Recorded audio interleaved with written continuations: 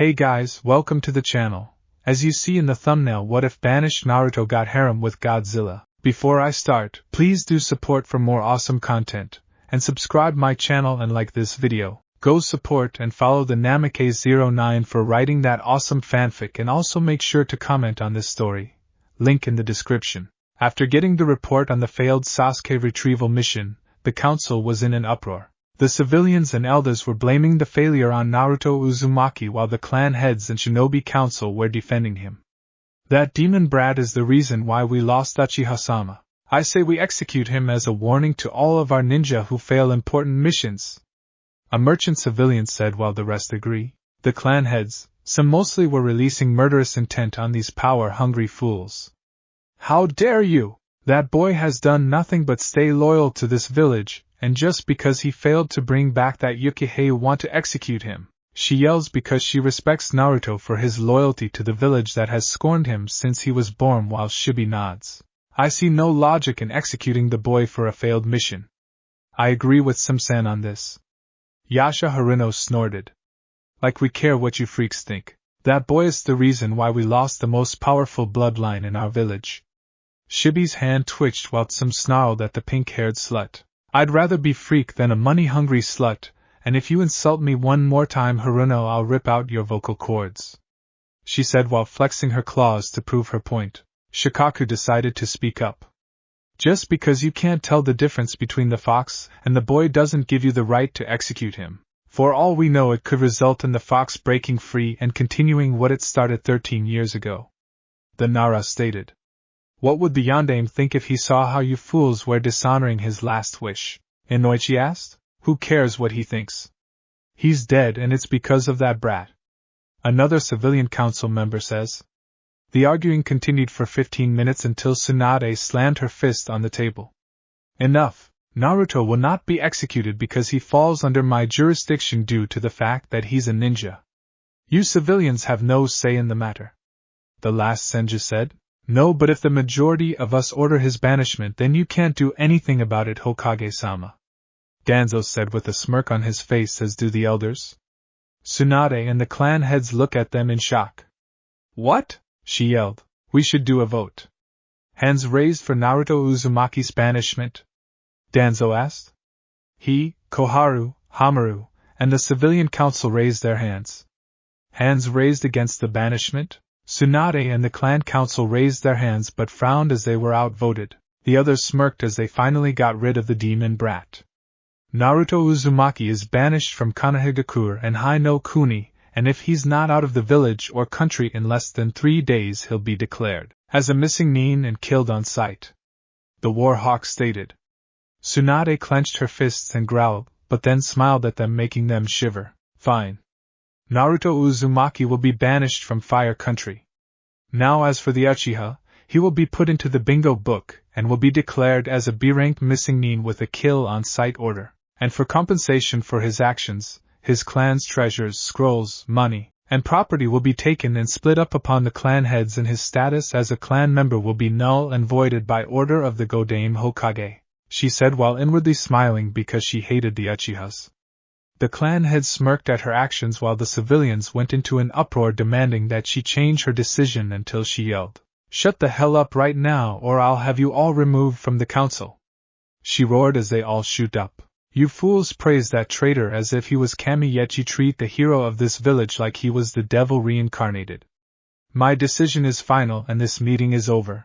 I have to go tell our hero that he's been banished by the very people and village he swore to protect, she said before walking out, but then turns around to look at them. You better pray that this doesn't come to bite us back in the ass, because if it does, you have yourselves to blame. Tsunade then walks out of the council room while tears run down her face and cursing herself for not doing more for the boy she thought of her grandson. Naruto's hospital room. The boy stared at the ceiling with a blank expression on his face.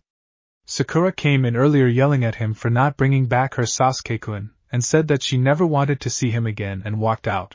His so-called sensei didn't even bother to come check up on him, and probably blames him for not bringing Sasuke back. Didn't I tell you, kid? No matter what you do, these ninjen will never accept you. You should leave this hellhole and be done with them. To hell with your dream, they would never accept you as their Kage. You know I'm right, Kyubi said as she heard the boy grunt. He hated to admit it, but she was right. They would never let him be Hokage no matter what he did. Could this day get any worse? He said to himself until he saw Tsunade walk in his room with a saddened expression on his face. What's wrong, Oba-chan?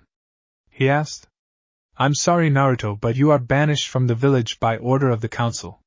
You have 3 days to leave the country, or you will be declared a missing nin and killed on sight, she choked out.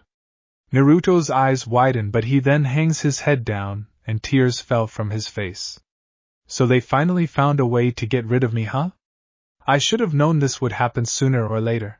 Oh well, at least I'm finally out of this shithole. He gets out of the bed and gives her a hug. She hugs him back while her tears fell on his blonde hair. Goodbye, Oka-san. And give Nei-chan and Tonton a hug for me, he says, and lets go of her as she sobs while clutching her arms. Naruto then heads back to his apartment, and packs everything he has but burns all of those jumpsuits he had and puts on a black one on. He then sneaks out at night, but not before blowing up his apartment complex as a distraction. He then heads out of the gate without looking back at the village because it was no longer his concern. He was free to live his life and didn't have to worry about people glaring at him, or trying to kill him on his birthday. He smiled a true smile and muttered 2 words. I'm free, Ha said as he vanished into the dark forest. At the Hokage Tower, Tsunade was sitting in her office drinking her sake while Shizen sighed. That's when Jiraiya appeared in a puff of smoke, grinning. Hey Haim, how's it going? He asked in a cheery voice. Jiraiya, please, I'm not the mood to deal with you right now, she said while looking out the window. The Toad Sage looks at her with a confused look on his face. What's wrong? Did the Gaki switch your sake with toilet water again? He asked and snickered at the memory. Tsunade looks up at him and glares. No, you baka, it's worse. The retrieval mission failed and those bakas on the council blamed him for it failing, and they banished him. She cried and slammed the sake bottle on the desk. Jiraiya gave her a look of shock. I must have had something in my ear, Haim. Care to repeat that? He asked again. They banished him, damn it. He's gone, Jiraiya, gone.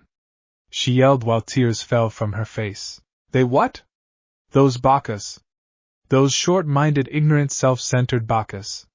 Do they have any idea who they just banished? He yelled, releasing murderous intent like no tomorrow. Jiraiya, Tsunade started to say, but then he glared at her. Tsunade, please. I don't want to hear it. Not now. Minato, you stupid fool, you should have let me or Sensei seal the fox into your son. He growled and then left the office, but not before slamming the door hard, scaring Shizen and Tonton, who was hiding behind the mezzanine. Well, that went well, she mumbled. That was when Kohara and Hamura walked in like they were in charge, but Tsunade looked up at them with hate in her eyes. If you've come here to tell me to take that traitor out of the bingo book, then you better get out before I decide to use you two as my personal punching bags, she said in a dark tone, and then cracked her knuckles. They both gulp and then leave in fear, not wanting to face her wrath. Damn vultures, she mutters and grabs her sake bottle and drinks out of it. Naruto was now at a shinobi store in a village in River Country buying some more shinobi gear, including weights and scrolls. He was happy because he finally had decent weapons. After paying for the items, he heads out of the village and heads to Marsh Country, but little did he know that Danzo's Route A and B were tailing him. Kit, we're being followed, the vixen warned while Naruto nodded. I sense 10 of them, he says as he pulls out a few smoke bombs out. He then throws them to the ground and they explode into a black smoke screen. Naruto takes this opportunity and runs into the forest at top speed. There's no way I'm fighting those guys, he muttered as he continues to run. Back in Konoha, Jiraiya was pissed. No, he was beyond pissed. He was no mad that if looks could kill, no one would be alive right now. He was so tempted to summon Gamabunta and let him raze this village to the ground, but couldn't. He went from pissed to angry to sad. He failed. He failed Minato and Kushina, and failed his godson. To make it worse, he believed Sarutobi when he said he would make sure Naruto was taken care of. I can't believe that I thought Sensei would look after him. I'm such a fool. I never should have believed him. I should have taken him with me when Kushina disappeared. Some godfather I turned out to be. I'm sorry, Minato, I failed. he said as he headed out of the main gate. This village was beyond saving. It is nothing more than a rotting leaf what will wither away. With Naruto, the blonde Jinchuriki is not having a good day. He was tired, exhausted, and pissed. His black jumpsuit had tears, scorch marks, and cuts on it, and blood was coming down his face from his forehead. He was clutching onto his right arm that had a gash on it, and couldn't get it to stop bleeding because the sword one of the roots used was coated with poison that stopped his healing abilities. Right now he was backed up against a tree and was panting heavily. He managed to kill one of them, but the rest were closing in on him. This is it. I'm gonna be killed. Damn it, I can't let it end like this. But what do I do? Time begins to slow as the root members charge at him with their blades poised to kill, but then they suddenly stop when they heard growling. Then more growls are heard around the dense jungle. What kind of animal sounds like that? A male root umbu asks as he looks around. They suddenly tense up as they see a pair of glowing red slitted eyes staring at him from the bushes. Then more appear, only the eyes range from green, yellow, orange, and red. The root A and B were surrounded by the glowing eyes and were waiting for them to attack. The first pair of eyes appear out of the bushes as its growl increase. Danzo's drones had look of shock, awe, and fear. What the hell is that? A female root asked as she readied her ninjato to kill this strange creature. The creature was in a way reptilian. It was 6 feet tall, 13 feet long, and weighed around 200 pounds. Its skin tone is a blackish-brown color, had a 2 light blue stripes starting from its neck to the end of its tail, and was white on the bottom. The creature also had a crest on the middle of its nose that was red, and it had feather quills on the back of its head that stopped to the end of its neck. Red eyes with slit were staring the root down. It also had a long thick tail that it could probably be used for combat. But that's not what freaked them out. On its long arms were 3 pairs of long black curved claws that appeared to be razor sharp, and on its feet were 3 claws, but the third one was longer and stood straight up and looked like it could cut a person open with a mere twitch. The creature then snarled and opened its maw, revealing a pair of razor sharp teeth that could rip through flesh like it was paper. This creature was a raptor, a predator beyond predators. It then crouched down a little while growling and then leaped into the air, shocking the root and Naruto, not believing that a creature of that mass could jump so high. It then landed between Naruto and the drones and looks at Naruto with a calculating eye. Said blonde felt like pissing his pants as it moved its large head towards his and sniffed him a few times. Its eyes widen a little but then return to normal and then turns its body towards the roots and snarls at them. It then lets out a high-pitched roar, shocking everyone. It lasted for a few seconds, and to the root's fears, 13 more of them appear from the bush, and in different colors. Some were dark brown with green slitted eyes, others were whitish-gray with blackish-brown spots and yellow slitted eyes, and the rest were orange with tiger-like stripes and orange slitted eyes. They had the roots trapped, and were approaching them with caution. The raptors snarled and hissed at them, saliva was dripping from their teeth, and their claws were poised to attack. Each one was anxious to rip them apart, and to have the taste of flesh and blood in their mouths. Adrenaline was pumping through their body. They were excited at the fact that they'll eat well since there is plenty of food for them. They were waiting for their leader to give the command. They were ready. These ninjen had the nerve to intrude in their territory, and now they were prey. The root were trembling in fear but held their ground with their swords ready to strike. The alpha, in Naruto's opinion, looked like it had a grin on its face, almost as if it was mocking the masked humans who thought they were the dominant species. The predator snorted at the thought. His species are natural-born killers. They know the surroundings of this place through their genes. He will admit, the ninjen he's faced, killed, and eaten may have gained unique abilities, but they were still weak in his opinion. Not to mention that they are cowards who will betray each other at the last second. For some reason, Naruto felt sorry for the roots. He also prayed to Kami that the leader wasn't saving him for last because he didn't want to be on the menu. That was when the leader let out a loud roar that probably meant attack. The raptors roared back and then charged at the root with the intent to kill. One root rushed at one of them and thrusted his blade forward and having it impaled the creature's head. The raptor, to the shock of the masked ninjen, dodged the blade and lunged forward with its maw opened, ready to crush his head, while the ninjen tries to block the attack with his arm. Big mistake. The raptor clamps its jaws shut on his arm. He screams out in pain at the pressure from the bite, and tries to use the sword in his free hand to stab the predator in the throat, but another one appears behind him, and bites down on his shoulder. Blood sprays on its face. The ninja's screams grow louder as the one on its arms shoves him to the ground, and they proceed on ripping him apart with their claws and teeth in a fast rate. The female root barley managed to evade the jaws of one, and swung her blade at it only for it to stop the attack with its teeth and shatter the blade. She steps back in shock while another swings its tail at her and knocks her to the ground. The other raptor leaps and lands on her. Its sickle claw then impales her stomach and rips it open, and her insides and blood spills out. She lets out a cry of agony while the other starts to rip out her entrails out, and the other one held her down. Naruto watched in horror as he saw these creatures rip apart the root, whose screams echoed through the jungle. One was dragged into the bushes by two of them and was torn apart. The sight of blood and organs were spraying all over the vegetation, and Naruto couldn't help but turn green at the sight. Never before has he seen something so graphic. Other roots had their arms and legs ripped off forcefully. These raptors were vicious, fast, and merciless, and were also very smart because they avoided being hit by their weapons. 10 minutes later the place was quiet, and the pack of raptors were feasting on the dead bodies of the roots. Naruto, who watched the whole thing, did the only thing he could do. He fainted, which made the leader look at him, wondering if he was still alive.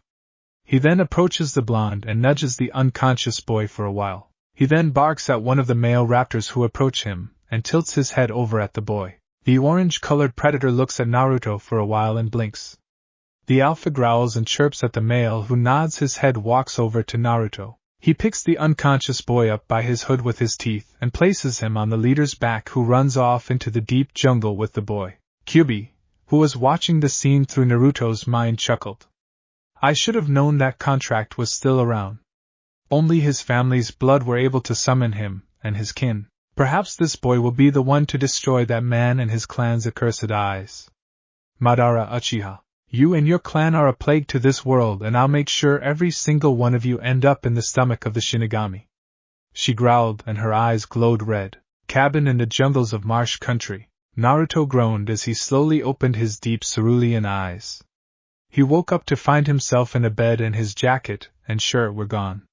He had his pants on, but his chest, right arm, and forehead was bandaged. He looked over on a desk and saw a bowl of fruit and cooked meat on a plate. Naruto got up but grunted out in pain because of the pain in his arm. He then walked over to the plate and took a piece of meat off it and sniffed it. He then licked it with his tongue and took a small bite out of it. After he swallowed it, he then took a bigger bite out of it and proceeded to eat that and the fruit. After he ate it, he found a pair of blue cargo pants and a white shirt laid out for him. He puts that on and walks out of the room. Did you sleep well?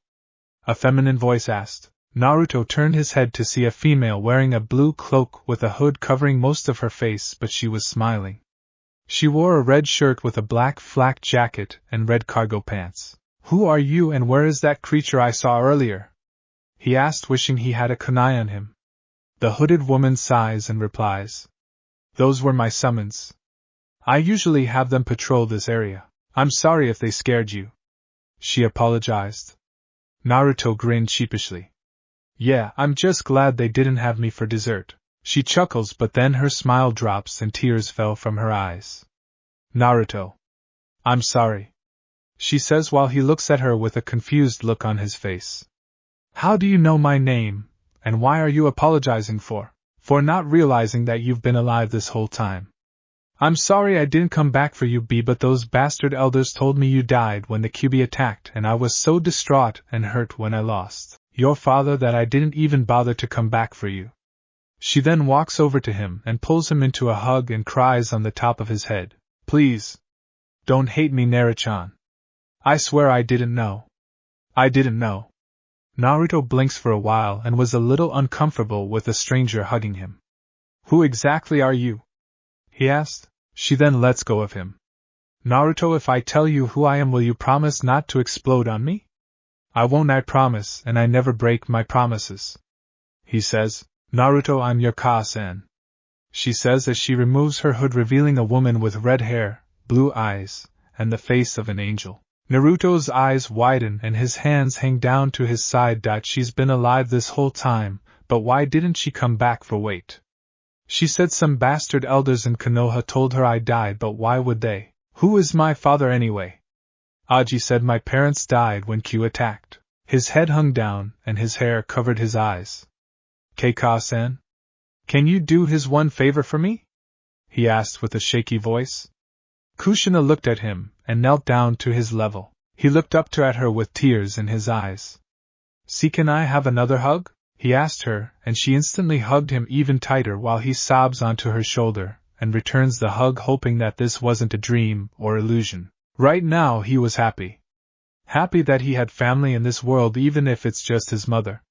Kushina kissed him on the forehead and told him everything was going to be okay now. After that little reunion, Naruto told her how his life was in Konoha, and to say she was pissed was an understatement. How dare those fools do this to my son? Worse, they dishonored Minato-kun's dying wish. I'm so glad that I took Minato's inheritance with me. They will pay. I swear Konoha will pay for this.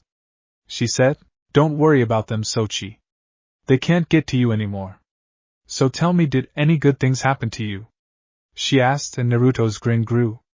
He told her about all of the awesome parts of his life. Kushina's jaw dropped, and her eyes were ready to bulge out of her head. Her face returned to normal, and she grinned. So my boy not only had a bridge named after him, he is also the hero of not 1, not 2, not 3, but 4 countries? Ha! Take that, Fugaku-team, my son is better than yours, she said while pumping her fist in the air. Naruto's sweat dropped, as did Kyubi. So she's who I get my energy from, he mumbled. After that, Kushina told him who his father was, and Naruto couldn't help but be happy. It hurt him that his father, the Yondaime, had to give up everything for that village, but understood his reasons. I'll make you proud, Dad. I'll become even greater than you. Even if I can't become Hokage, I'll be the strongest ninja in the world, he said while Kushina smiled. Naruto-kun, I'm taking you back to my former home, Whirlpool Country, to train you in the ways of the hunter and assassin, she said while he looked at her in shock. Let me explain. See, before my homeland was destroyed, the Uzumaki clan was a clan of hunters and assassins who were unrivaled. We usually take on missions that not even A and B would do due to the high death risks involved. We also have a Kekkei Genhai called Shinkakai, spiritual blessing. It is a chakra-based bloodline of the Uzumaki clan. This bloodline makes it so an Uzumaki clan member has 5 times the regular amount of chakra control one has, making even ninja with Kage level status look weak in comparison. But the downside is that with the amount of chakra control means a person needs to have a near supernatural physical endurance and physical energy, or else the control won't make a difference without any power to go with the use technique. Do you understand so far, son? Kushina asks while Naruto nods in shock. She smiles back. Good. Also, you should know that you also have your father's bloodline also.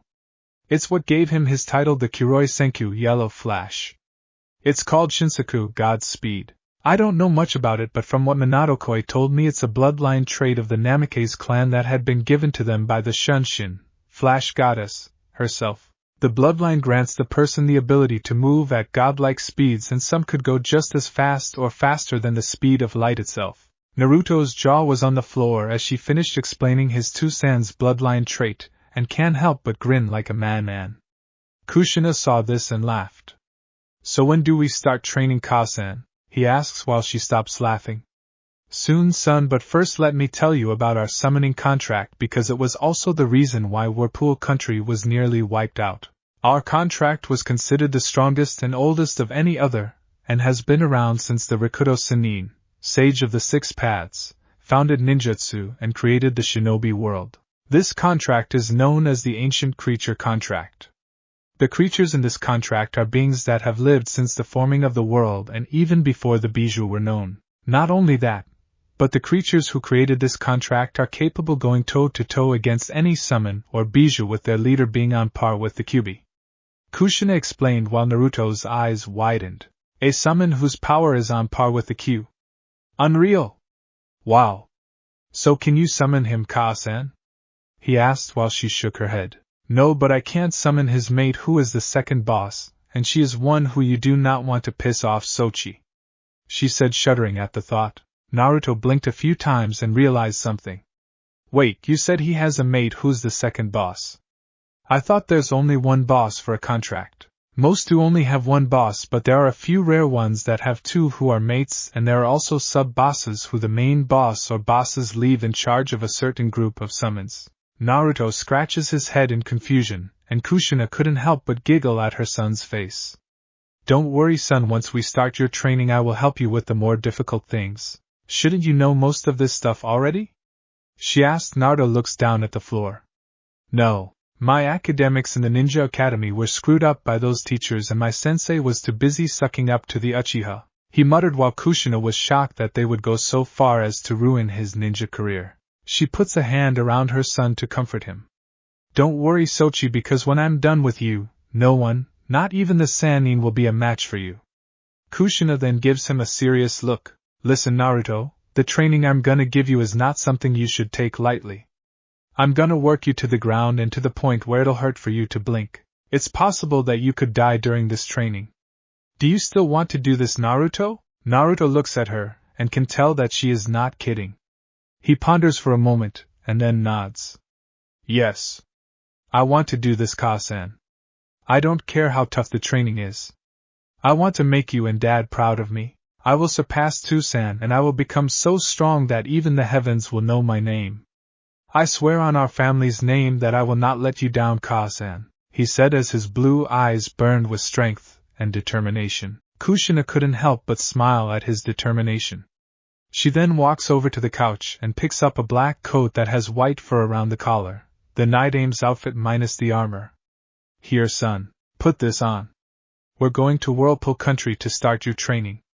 I also know a few friends in Kirigakure that can help you also. I know about this Akatsuki group that's after you, so we should get going. Naruto nods but is curious about something.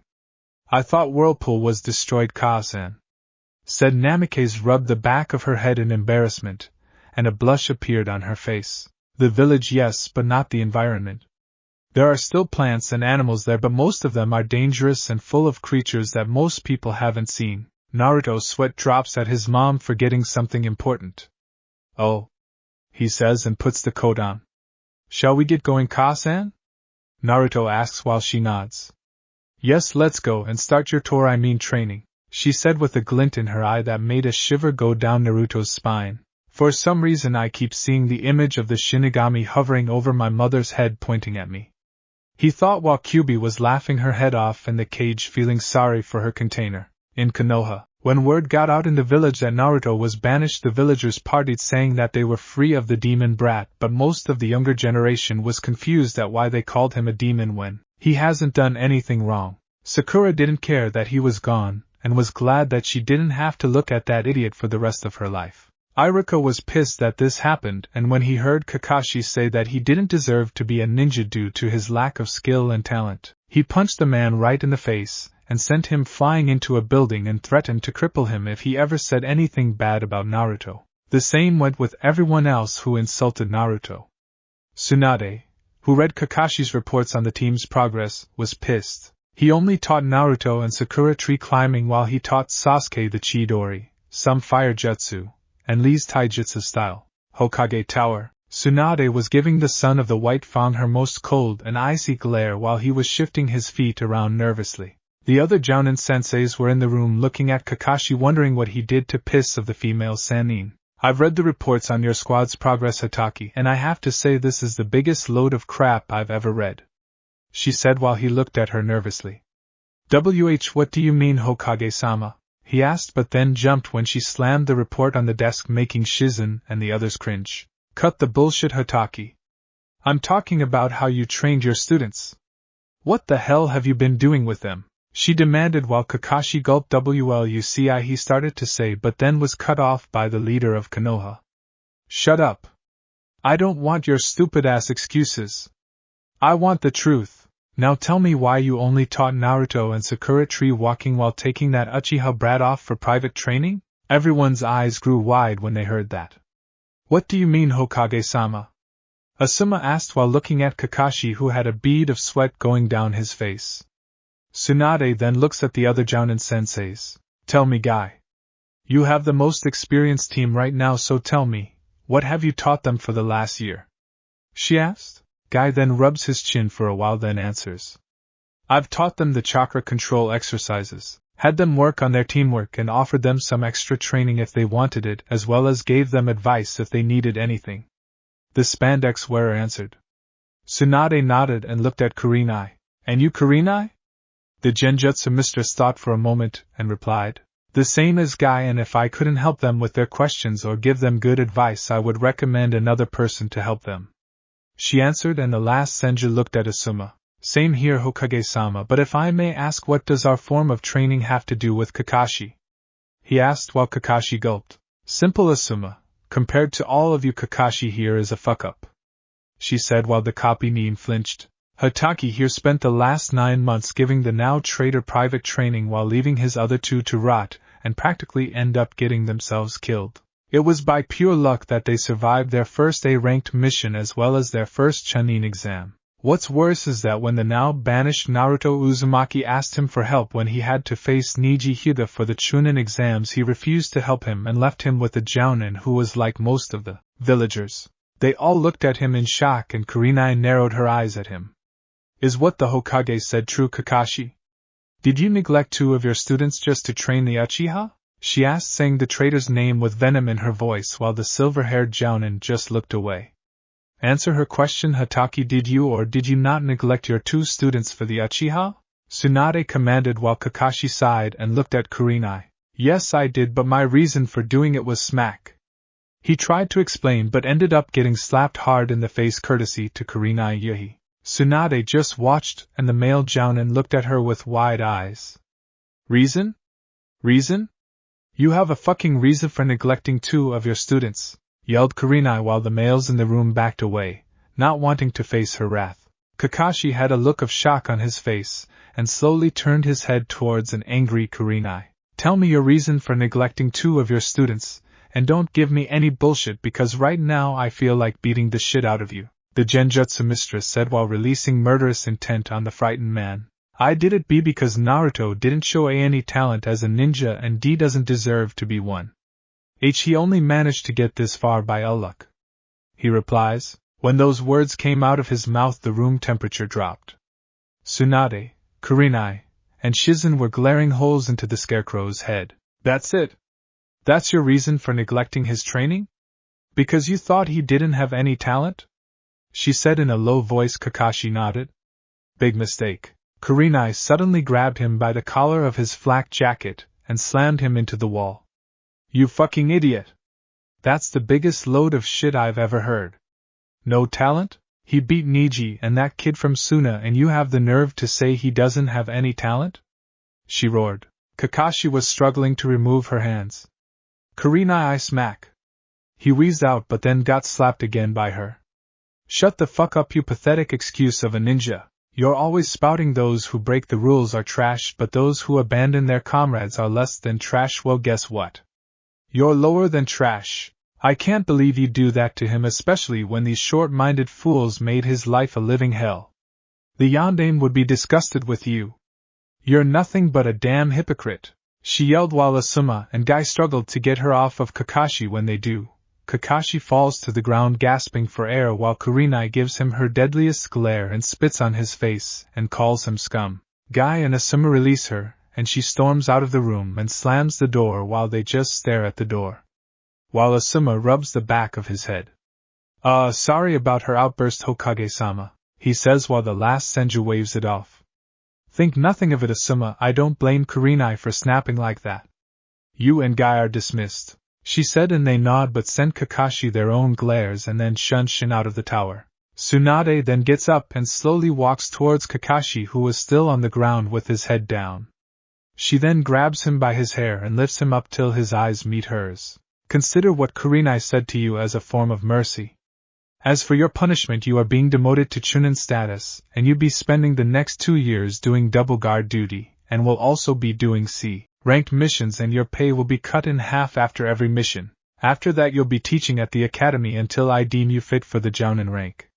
Now get out, Chunin. Your shift starts tomorrow, and if you're late even once I'll have you thrown in jail for insubordination, and your porn books will be burned by Kurenai Yuhi or any other kunoichi I pick. And tell that pink-haired brat outside to enter, she said as she released him, and he walked out with his shoulders slumped. After he walked out, Sakura walked in with a nervous look on his her face. Why you wanted to see me, Hokage-sama? She asked while the senju walked back to her desk and sat down. Yes, I did, and I want to let you know that your shinobi license, as of right now, suspended, she said while said girl jumped out of her seat with a shocked look on her face. What, why? She yelled out. Shut up and sit down, brat. Tsunade ordered, and she did while whimpering. Look at you. You're pathetic and an embarrassment to Kunoichi everywhere. You young lady are going back to the academy to get re-educated, and also you'll be doing solo D-ranked mission without pay. Depending on how you progress, I might reinstate your license. And you can forget about being my apprentice because you don't deserve it. Now get your sorry ass out of my building, she ordered, and the pink-haired girl left the office wondering what she did to deserve this. Tsunade sighs and looks out the window and can't help but think that Naruto's banishment will come back to bite them in the butt, and that is one bet she will no doubt win. Previously on Naruto, the Ultimate Hunter, Naruto Uzumaki is banished from Konohagakure and Hai no Kuni, and if he's not out of the village or country in less than 3 days, he'll be declared as a missing nin and killed on sight. The Warhawk stated, You fools praise that traitor as if he was Kami, yet you treat the hero of this village like he was the devil reincarnated. My decision is final and this meeting is over. I have to go tell our hero that he's been banished by the very people and village he swore to protect? Tsunade said, Didn't I tell you, kid? No matter what you do, these ninjen will never accept you. You should leave this hellhole and be done with them. To hell with your dream, they would never accept you as their Kage. You know I'm right. Kyubi said to her container. I'm sorry, Naruto, but you are banished from the village by order of the council. You have 3 days to leave the country, or you will be declared a missing nin and killed on sight. She choked out.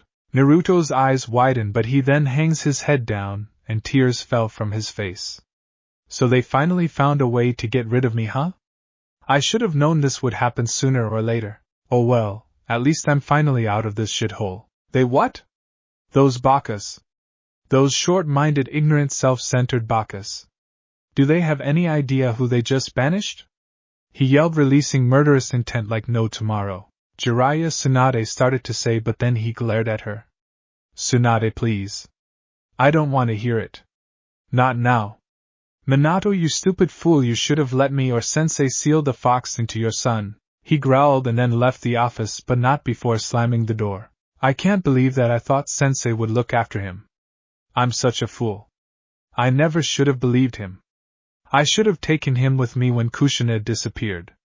Some godfather I turned out to be. I'm sorry, Minato, I failed. He said as he headed out of the main gate. The raptors roared back and then charged at the root with the intent to kill. One root rushed at one of them and thrusted his blade forward, and having it impaled the creature's head. The raptor, to the shock of the masked ninja, dodged the blade and lunged forward with its maw opened, ready to crush his head, while the ninja tries to block the attack with his arm. Big mistake. The raptor clamps its jaws shut on his arm. He screams out in pain at the pressure from the bite, and tries to use the sword in his free hand to stab the predator in the throat, but another one appears behind him, and bites down on his shoulder. Blood sprays on its face. The ninja's screams grow louder as the one on its arms shoves him to the ground, and they proceed on ripping him apart with their claws and teeth in a fast rate.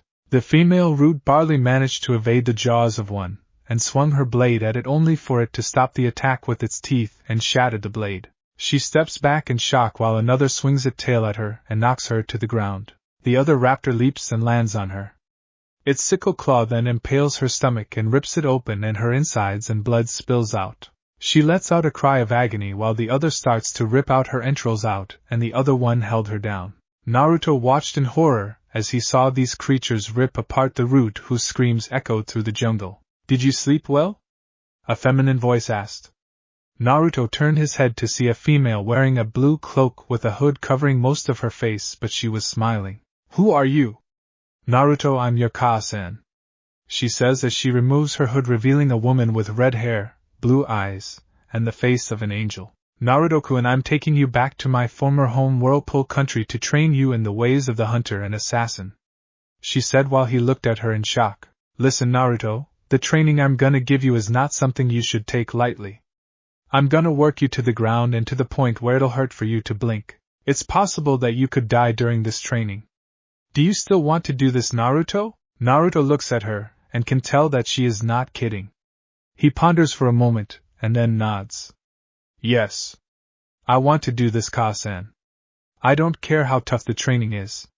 I want to make you and Dad proud of me. I will surpass Tsusan and I will become so strong that even the heavens will know my name. I swear on our family's name that I will not let you down, Ka-san, he said as his blue eyes burned with strength and determination. I've read the reports on your squad's progress, Hataki, and I have to say this is the biggest load of crap I've ever read, she said while he looked at her nervously. What do you mean, Hokage-sama? He asked, but then jumped when she slammed the report on the desk, making Shizen and the others cringe. Cut the bullshit, Hataki. I'm talking about how you trained your students. What the hell have you been doing with them? She demanded while Kakashi gulped. He started to say, but then was cut off by the leader of Konoha. Shut up. I don't want your stupid-ass excuses. I want the truth. Now tell me why you only taught Naruto and Sakura tree walking while taking that Uchiha brat off for private training? Kurenai narrowed her eyes at him. Is what the Hokage said true, Kakashi? Did you neglect 2 of your students just to train the Uchiha? Yes, I did, but my reason for doing it was smack. He tried to explain but ended up getting slapped hard in the face courtesy to Kurenai Yuhi. Tsunade just watched, and the male Jounin looked at her with wide eyes. Reason? Reason? You have a fucking reason for neglecting 2 of your students, yelled Kurenai while the males in the room backed away, not wanting to face her wrath. Kakashi had a look of shock on his face, and slowly turned his head towards an angry Kurenai. Tell me your reason for neglecting 2 of your students, and don't give me any bullshit because right now I feel like beating the shit out of you, the Genjutsu mistress said while releasing murderous intent on the frightened man. I did it B because Naruto didn't show any talent as a ninja and D doesn't deserve to be one. He only managed to get this far by luck, he replies. When those words came out of his mouth the room temperature dropped. Tsunade, Kurenai, and Shizen were glaring holes into the scarecrow's head. That's it? That's your reason for neglecting his training? Because you thought he didn't have any talent? She said in a low voice. Kakashi nodded. Big mistake. Kurenai suddenly grabbed him by the collar of his flak jacket and slammed him into the wall. You fucking idiot! That's the biggest load of shit I've ever heard. No talent? He beat Niji and that kid from Suna and you have the nerve to say he doesn't have any talent? She roared. Kakashi was struggling to remove her hands. Kurenai smack. He wheezed out but then got slapped again by her. Shut the fuck up, you pathetic excuse of a ninja. You're always spouting those who break the rules are trash, but those who abandon their comrades are less than trash. Well, guess what? You're lower than trash. I can't believe you do that to him, especially when these short-minded fools made his life a living hell. The Yondaime would be disgusted with you.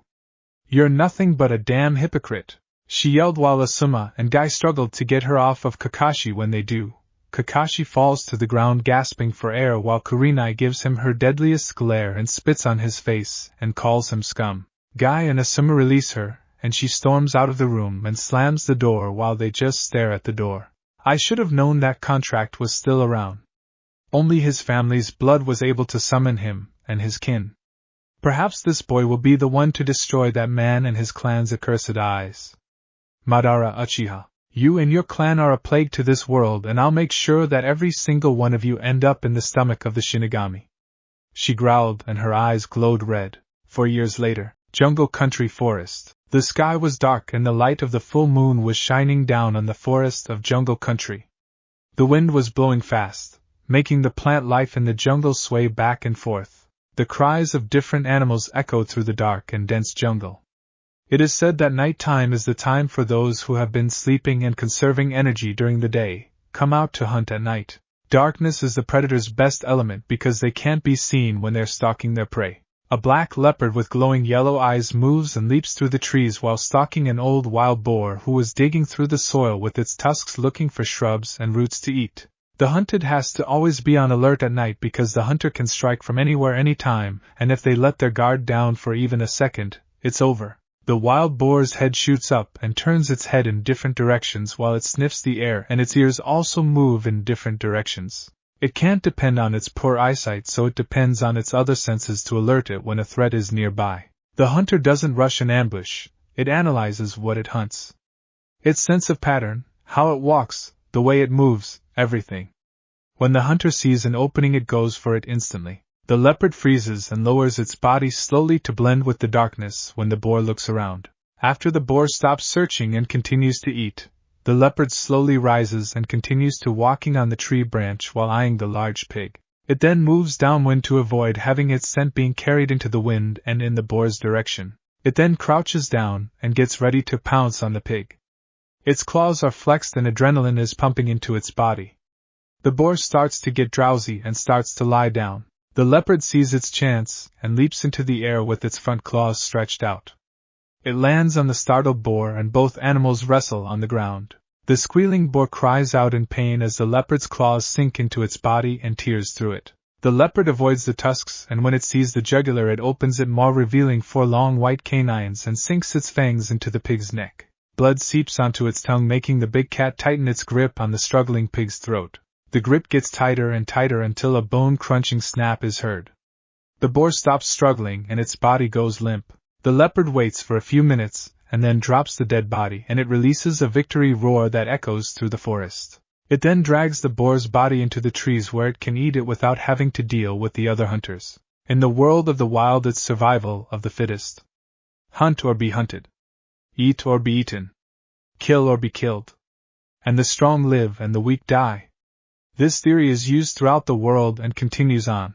2 screams suddenly echo through the jungle and 4 blurs are seen leaping through the trees of jungle country. 3 males and a female wearing IWA jounin outfits and headbands were running away as if the Shinigami was after them. They landed on the ground and looked around the forest frantically while having looks of horror and fear in their eyes. They were breathing heavily and had their kunai out.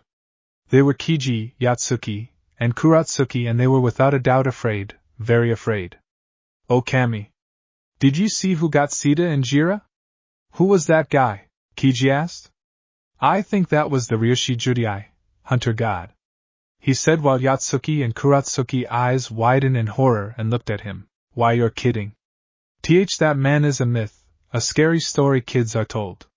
Kuratsuki started to sweat like crazy. She lost her older brother to that bounty hunter/assassin, and when his body was brought back to the village, it was in a form that would make even a war veteran shinobi lose it. His head was gone, with his body was torn to ribbons and was barely noticeable. What do we do?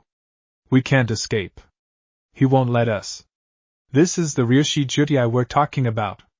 It is said that he has never lost a bounty or failed an assassination mission. For those who somehow manage to escape him will be hunted down, and he will find you no matter what. He'll kill us. He'll kill us all. This is AS class going on SS class mercenary we're talking about, she shouted and heard a twig snap. Kuratsuki jumped and threw a kunai at the tree only for a dead bird to hit the ground. Damn it, Suki, calm down. He may be strong, but he's only one man. We can take him if we work together, Yatsuki said with a smirk. His teammates look at him like he was stupid. Baka, this isn't the time to get cocky. If we don't get out of here soon, we'll die, Kiji yelled while Yatsuki scoffed at how his comrade was acting over one person. Run away if you want, a coward, but I'm not, Yatsuki said with a cocky smile on his face. If the Ryoshi Judai is so big and bad, why doesn't he show himself? Hey Ryoshi Judai, come on out and fight like a man. Come out and show us how scary you are? Well? I'm waiting, you coward! He yelled out into the dense jungle, but all that was heard was the wind. The IWA Nin looks at his comrades smirking arrogantly. See? There's no Ryoshi Judai here. You guys got worked up over no WAP. Those were his last words when his body jerked backwards and was embedded into a tree branch with a black arrow lodged into his head. Kuratsuki screamed in horror when she saw her teammate's body hang on the branch with a look of shock on his face before he died. Fuck this, I'm out of here. Suki, it was nice knowing you, Kiji said and ran off into the jungle. No! Kiji, wait, don't leave me here, she cried out, but said IWA Nin was long gone. Not far from Kuratsuki's location, A shadowy figure with glowing yellowish-orange slitted eyes that had a tint of red in them was watching as he managed to get the IWA who was mouthed off too much. He saw the other male run away into the jungle and couldn't help but shake his head at the coward. Fool! To leave a comrade behind in the face of danger is a cowardly act. He places his black compound bow on his back while staring at the female Neen who was trembling in fear and then looks at the path the other Neen went. Might as well deal with the coward. He mutters to himself and vanishes from the tree branch. Kiji was running at full speed through the jungle, swatting leaves and jumping over branches, trying to look for the border and get out of here. Sorry Suki, but in the ninja world it's survival of the fittest. The strong live and the weak die. That's the laws of Nato Aggh.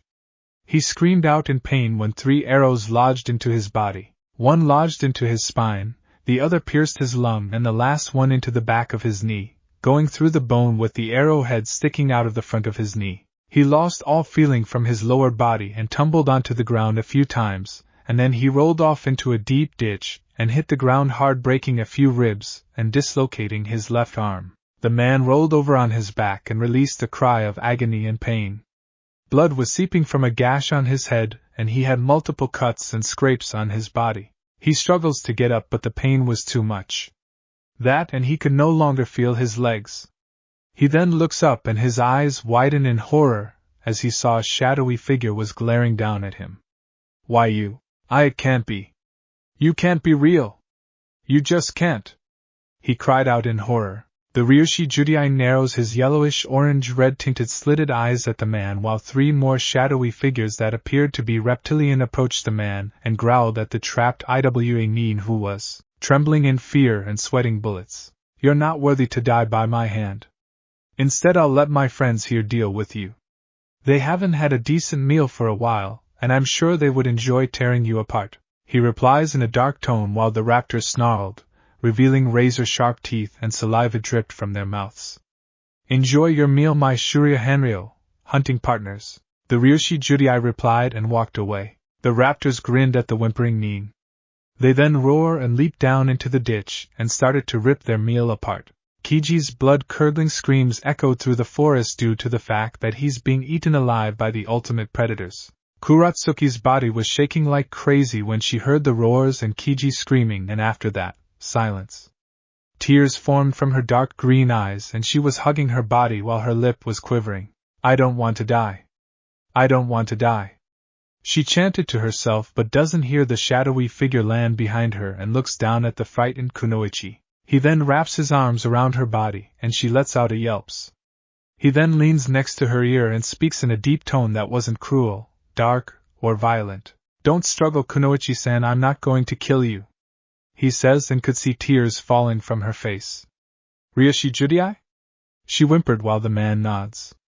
Hi, I'm him. Why UK killed my brother Yoshi, she said, and couldn't help but blush a little when her body pressed against his well-toned one. I see.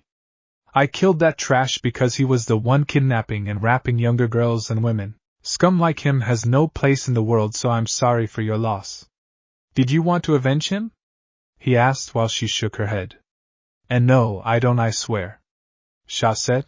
Good, because I don't want to kill a pretty girl like you, he said in a playful voice, making her eep, and then got serious again. I'm gonna let you go now, but you must never go back to Iwagakure. Your Kage doesn't like failure, and if I know that man, he'll either kill you or sell you to a brothel, and I'm sure you don't want that. She nods at that and speaks. What do I do then? If I don't go back, I'll become a missing Neen, and will be hunted down by my village's hunter Neen. You leave your death to me and I assure you they will not come after you at all, he answers. Okay. I'll trust you to do that. I won't go back to IWA at all, Kuratsuki said, and he nods at her. Good, but how do I know you'll keep your end of the deal? I'll need more than your word that you won't go back, he whispers and breathes into her ear. A shiver goes up her spine and she bites her lower lip. What can I do to prove to you that I'll keep my end of the deal? She asks when her blush increases while he smiles under his mask. I'm sure you know, Kunoichi-chan, he says, and caresses her cheek with his hand. Kuratsuki went from scared as hell to turn on in less than 8 seconds. Next morning, the sun shone through the window of a hotel room and Kuratsuki was sleeping in a bed. The sunlight hits her eyelids and she slowly opens them. Her form was covered in bed sheets, and she slowly gets up while wiping a strand of her brown hair from her face. She then sees a robe on a hanger and grabs it to cover up her body. After she wraps the sash around, she sees a letter on the table and picks it up to read it. If you've just started to read this letter, Suki-chan, then I'm already gone. I promise to keep IWA of your back and you'll be considered the few who have been spared by me. Hopefully, we'll meet again, and if we don't, then enjoy your new life, and if you want to go another round, then let me know and I'll be more than happy to give you a repeat of our activities from last night. Sincerely, Ryoshi Judai. After reading the letter, the former IWA Kunoichi couldn't help but blush and giggle pervertedly at what they did last night. That man was a stamina freak in the bed, and what made it better was how big he was. She passed out after the 5th orgasm she had and sighed dreamily, hoping that she would meet him again while looking out the window. The Ryoshi Judai was now in the jungles of Yuzuno Kuni, walking through the tropical forest, and sneezed. That woman must be thinking about me. Man, could she scream? He said to himself. The Ryoshi Judai was 6 feet 0 inches and 17 years old. He wore a short-sleeved dark blue hooded trench coat, and also wore a pair of black cargo pants with ANBU-styled boots. On his upper body he wore a black long-sleeved skin-tight muscle shirt that hugged his body like a second skin and showed off his arms, chest, and abs, and had deep blue slitted eyes that radiated power. He also wore a gray-colored flak jacket that was zipped up and had extra pockets on them and a collar. He also wore a black mask that covered half of his face and a pair of long blonde spiky bangs that were crimson at the ends but stopped to the sides of his face. He also had on black fingerless gloves that had metal plates on them, and also wore arm guards on his arms, the ones Kakashi wore during the 3rd Shinobi War. Strapped to his back was a black compound bow and arrow and also a black katana. The hilt was black and had 5 holes and a silver metal tip at the end. The guard was silver, and the sheath was black, Snake Eyes blade from G.I. Joe Rise of the Cobras. He also had 2 knives strapped to his belt as well as 2 on his right and left leg. He walked out of the forest. He walked out of the jungle and into a clearing where a compound that was not too big or not too small, and it had a red spiral emblem on front of the roof. The roof was dark green and the compound was like any other. In the front yard were a variety of plants, and in the middle of the front yard was a large fountain in the form of a T-Rex, and looked like it was roaring at the sky with water falling from it. When he took his 5th step, a barrage of throwing knives came at him with deadly accuracy and speed. He instantly flings his bow and arrows of his shoulders and pulls out his blade. It was a stainless steel blade with a partial serrated edge. He deflects all the knives with the katana. A figure wearing a black cloak jumped out of the trees and towards Ryoshi with a katana with a red hilt and golden guard ready to slice him in half. Ryoshi blocked the attack with one arm and the cloaked figure flipped over him and landed on the ground in a crouching position. She then jumps up and gets into a sword stance with her blade in a thrusting position. She had long red hair with silver highlights that was tied into a ponytail and appears to be 14. She also wore a red and black ninja outfit with arm guards and black fingerless gloves and black sandals. She wore a mask that covered half of her face and had bluish-green slitted eyes. Ryoshi had his left hand behind his back and twirled his sword a few times and pointed it at her. The tension in the air was thick. A leaf was slowly making its way to the grass, and when it lands they then run at each other at jounin level speeds and their blades clash as they pass each other. The redhead then turns around and positions her blade into a thrusting form and aims it at Ryoshi. He moves to the left as she passes him and swings his sword at her head, but she ducks and ends up loosing a few strands of hair. She then swings at his legs, but he leaps over her and lands back on his feet, and then pulls a throwing knife out his left hand and throws it at her. She deflects it with her katana, but her eyes widen when she him coming at her, launching a barrage of slashes and thrusts at her. She dodges, blocks, and parries the attack while he keeps up the onslaught. The redhead then vanished when he performs a thrust at her head, but then does a roundhouse kick to his right and hits the redhead in the stomach, getting a grunt from her, and skids back a little. Hold her stomach. Ryoshi appears behind her, and before she could react, he grabs her wrist and twists it behind her back and places sharp part of his sword at her throat. She freezes when she sees this and drops her kunai. I yield, she said while he released her. The redhead rubs her wrist painfully while he sheathes his sword. She then retrieves her sword and sheathes it. Clapping was heard and 2 figures walked out of the forest. On was female who was 5 feet 8 inches with red hair and wore a black and red ninja outfit that hugged her body. She had greenish-blue cerulean slitted eyes and had the face of an angel. She wore a black trench coat and had a blue clip in her hair. She also had a nodachi strapped to her back. The hilt was a blood-red color, and the sheath was black and red. Next to her was a man who was 6 feet 2 inches and wore an outfit similar to Ryoshi's, but it was silver gray and black. He also had shoulder-length silver hair and icy blue slitted eyes. On his back was a broadsword with a double-edged blade.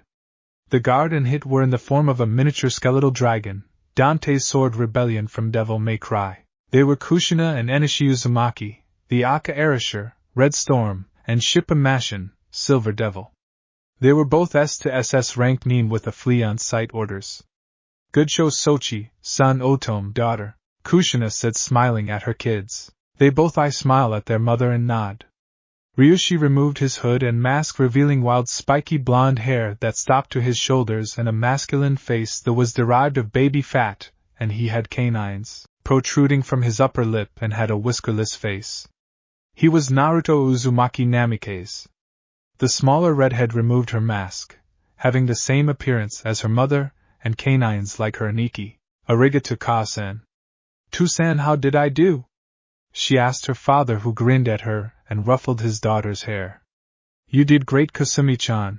I'm impressed with how strong you've gotten, especially at your age," he said while she blushes and rubs her nose with her finger. "Yeah, Muto, you almost got me to use both of my arms that time," Naruto said, smiling at her, and flicks her on the forehead. "Itai. Naruto-ni, don't do that," she cried while rubbing her forehead and glaring at her brother. Kushina and Enishi laughed at this and couldn't help but smile. When Kushina introduced him to her half-sister, they were inseparable. When he met Enishi, his Kifu stepfather, he was reluctant at first that he would treat him like the villagers did, but the man proved him wrong and treated him like a father would treat his son, and even helped in training him. Enishi's was calm, laid back, and a goof, but when he's pissed or his family's lives are in danger, he becomes cold and ruthless. "So Naruto, how did your hunting trip go?" the silver-haired man asked while Naruto snorted. "Lame, those Iwa nin were pushovers, so I didn't take their heads. But I did meet a hot kunoichi and, well, you know," he said while his grin grew, as did Enishi's, who patted the blonde Namikaze on the shoulder. "That's my son, just like your old man, wooing women and then getting them in bed. Sniff, I couldn't be any more prouder," he said as anime tears went down his face. Kushina and Kasumi's eye twitched and smacked them both upside the head. "Enishi, do you want to sleep alone tonight? And Naruto, I'll ground you from eating ramen and dango for a month," she said, making them go pale and get on their knees, then beg her not to do that, doing the puppy eyes jutsu. Kushina was a sucker for that jutsu and decided not to do that, and they both glomped her, rubbing their cheeks against her while she struggled to breath and was turning blue. Kasumi was on the ground laughing at her mother and kicking her feet in the air. After that scene was over and Kushina got her breath back, Naruto spoke up. "So Ka-san, how did the mission in T-Country go?" he asked while Kasumi snorted. "Lame. Those aim nin were weak, especially the one who had the Raiji no Ken, Sword of Thunder. His name was Aoi Rokusho, and he thought the Nidaime Hokage's weapon made him invincible and resulted in him losing his head and me getting a new trophy," she said, and pulls out a hilt and activates it. A yellow lightning blade appears and she then deactivates it and puts it away. What amazes me is how a weakling like him managed to steal it and get out of Konoha while not being hunted down for stealing something like this. "If that's the strongest village in the elements, then I don't want to see the weakest," she said to herself. Naruto's eye became icy when he thought of that village. It brought up nothing but bad memories. He was always beaten on his birthday, stores and restaurants always kicked him out, except for Ichiraka and the Higarashis, who were always kind to him. His so-called friends only thought of him as the dead last, and didn't take his career as a shinobi seriously. Too bad for them that he is now one of the most dangerous nin in the elemental nations with a flea on sight order. Kasumi saw the faraway look on her brother's face and frowned, as did Kushina and Enishi. When Enishi found out how terrible Naruto's life was, he wanted to raze that village to the ground. "Naruto-ni, are you okay?" she asked and places a hand on his shoulder. Naruto looks at her and smiles. Yeah, I am. I'm just happy to be out of that hellhole, and with my family, he said and wrapped an arm around his little sister. Imagine their reaction when they find out that I'm the Ryushi Judai. They'll be begging me to come back, but too bad for them I won't. If anything I would rather join Kumo or Kiri, he said while they nodded. Anyway, I'm going to Nami no Kuni to see Tazuna and his family. You guys want to come? Naruto asks them. Kushina shakes her head as does Enishi. Sorry Naruto, but we're bushed from the traveling, but I'm sure Kasumi would like to join you. Yeah, you two go on ahead to Nami. We'll be resting for a while, Enishi says and wraps an arm around Kushina's waist. Naruto and Kasumi twitch when they saw this. Yeah, let's go Nisan, I want to see Inari-chan and Tsunami Basin, she replies and drags her brother away from them too. Once they were out of sight, Enishi grins and moves the hand he had on her waist to her ass cheek and squeezes it, making Kushina jump a little. Eek! Enishi, you pervert! She yells when she turns to punch him but sees him running like crazy to the compound with her in pursuit. Get back here and take your punishment like a man, she screamed while he laughed as he ran into the house. Naruto and Kasumi were sitting on a crocodile that was the size of a great white shark reading the latest bounties in the bingo book. Beneheim, Crimson Princess. The Kyuubi was out of Naruto's body and in the form of a kit with crimson-colored fur sleeping in Kasumi's lap and purring when she scratches her behind the ears. Hey Nisan, the stone bear of Iwa and the thunder lion of Kumo's bounties went up. Want to go after them when we finish visiting Tazuna and his family? She asks while Naruto nods. Sure, I haven't faced any strong missing nin. That and I need some new trophies in my collection. He said like it was the most simple thing in the world while Kasumi sighs. When her brother faces a strong nin, he keeps their heads and headbands as trophies. She does the same but keeps mostly the headbands. So how many do you have now, Naruto-ni? Kasumi asks as she turns a page. Naruto thinks about it and answers. 150 from Iwa, 95 from Kumo, 87 from Suna, 60 from Konoha, 75 from Kiri-ame, and Kusa and 50 from Taki. Why? He asks but she slumps her shoulders. Damn, you beat me by 25. Oh, and I get the bounty on the stone bear since you got the highest one last time. She answers and shrugs his shoulders. Kasumi was without a doubt a money-hungry hunter. He liked money too, but she loves it. Just like Enishi, but he wastes his on sake and gambling. Him and Bachan would get along well since they both love sake and gambling, but Enishi is good at gambling. He thought while the crocodile takes them to Nami, Kanahigaku no Sato, in the Hokage Tower, Tsunade couldn't help but sigh as she looked out the window and at the village. For the past 4 years, Konoha has not been doing well, and that is due to the fact that they banished Naruto. After his banishment got out to the other countries, the leaders that Naruto helped were furious. Tazuna, the mayor of Wave, had cut off all trading routes that went through Fire Country and tripled the prices for imported and exported goods that went to Konoha and any other place in Fire Country, and traded the majority of their goods with Kumo, Kiri, and Suna, and also sent all the missions they originally give Konoha to said villages. The council tried to send ambassadors to Wave and tried to make a new treaty with them, but they were kicked out the second they set foot on the land by either the samurai who patrol the borders or by the hired nin. The council even went so far as to threaten and take Wave Country by force. When Kumo and Kiri heard this, they threatened Konoha with war if they interfered with their business again. The leader of T Country also cut off the trading ports and businesses with Konoha and did them with Suna and Kumo. When Gaara, Tsunagekyu's new Kazekage, heard the news, he was mad beyond belief and he created a sandstorm that stretched all the way to Fire Country's borders. He then went to the Wind Daimyo's palace and asked for him to cancel the new treaty they were planning as well as cut off the alliance except the one where they assist each other in war. The Wind Daimyo asked why and Gaara explained what had happened to him during the Suna/Oto invasion. Needless to say, the man agreed with him and cancelled the alliance and new treaty. Koyoki Kazuhana, the daimyo of Harigakure, was furious beyond belief when she found out Naruto was banished from Konoha. She, along with 100 of her samurai and 40 of her ninja, and marched all the way to Konoha demanding an audience with the Hokage. When she had a meeting with Tsunade and the council, she wanted to know why she banished Naruto from Konoha.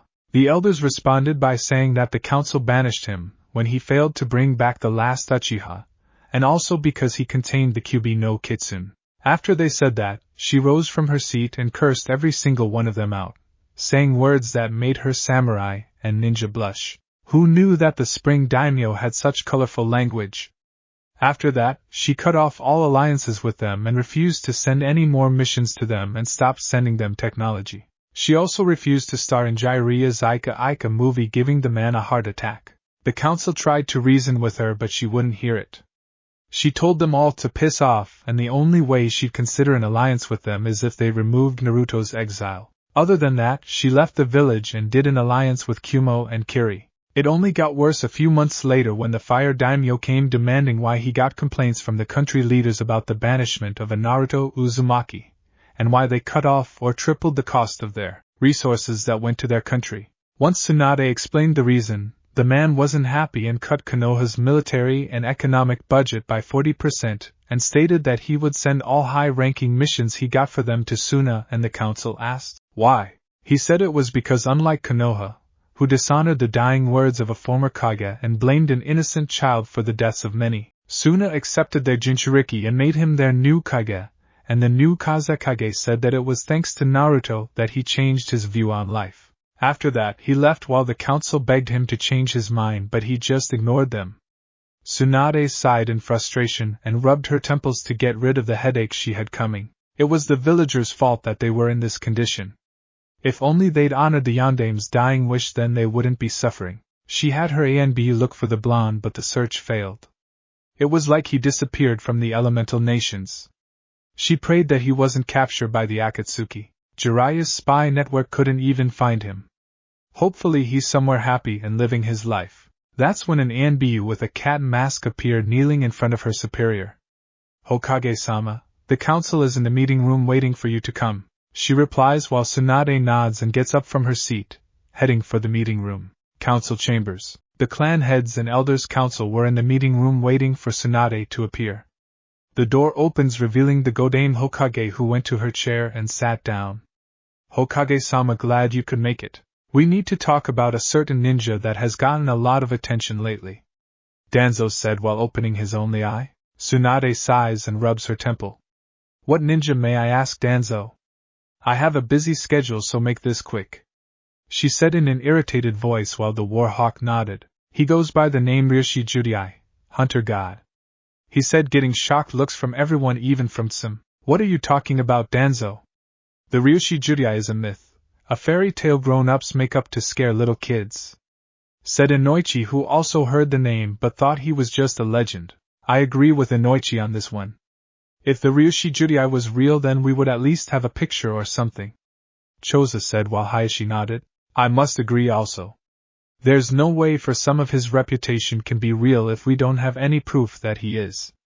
I didn't come to this meeting to hear some child's fairy tale. The Ryushi Judai is said to a freelance bounty hunter who is said to have never lost a bounty or fail in an assassination mission. Not to mention he takes on missions that make our ANBU look like amateurs, and his tracking abilities make the Inuzuka clan look like a joke, the Hyuga head says while Tsum glares at him. I too must agree with Hayashi-san's logic.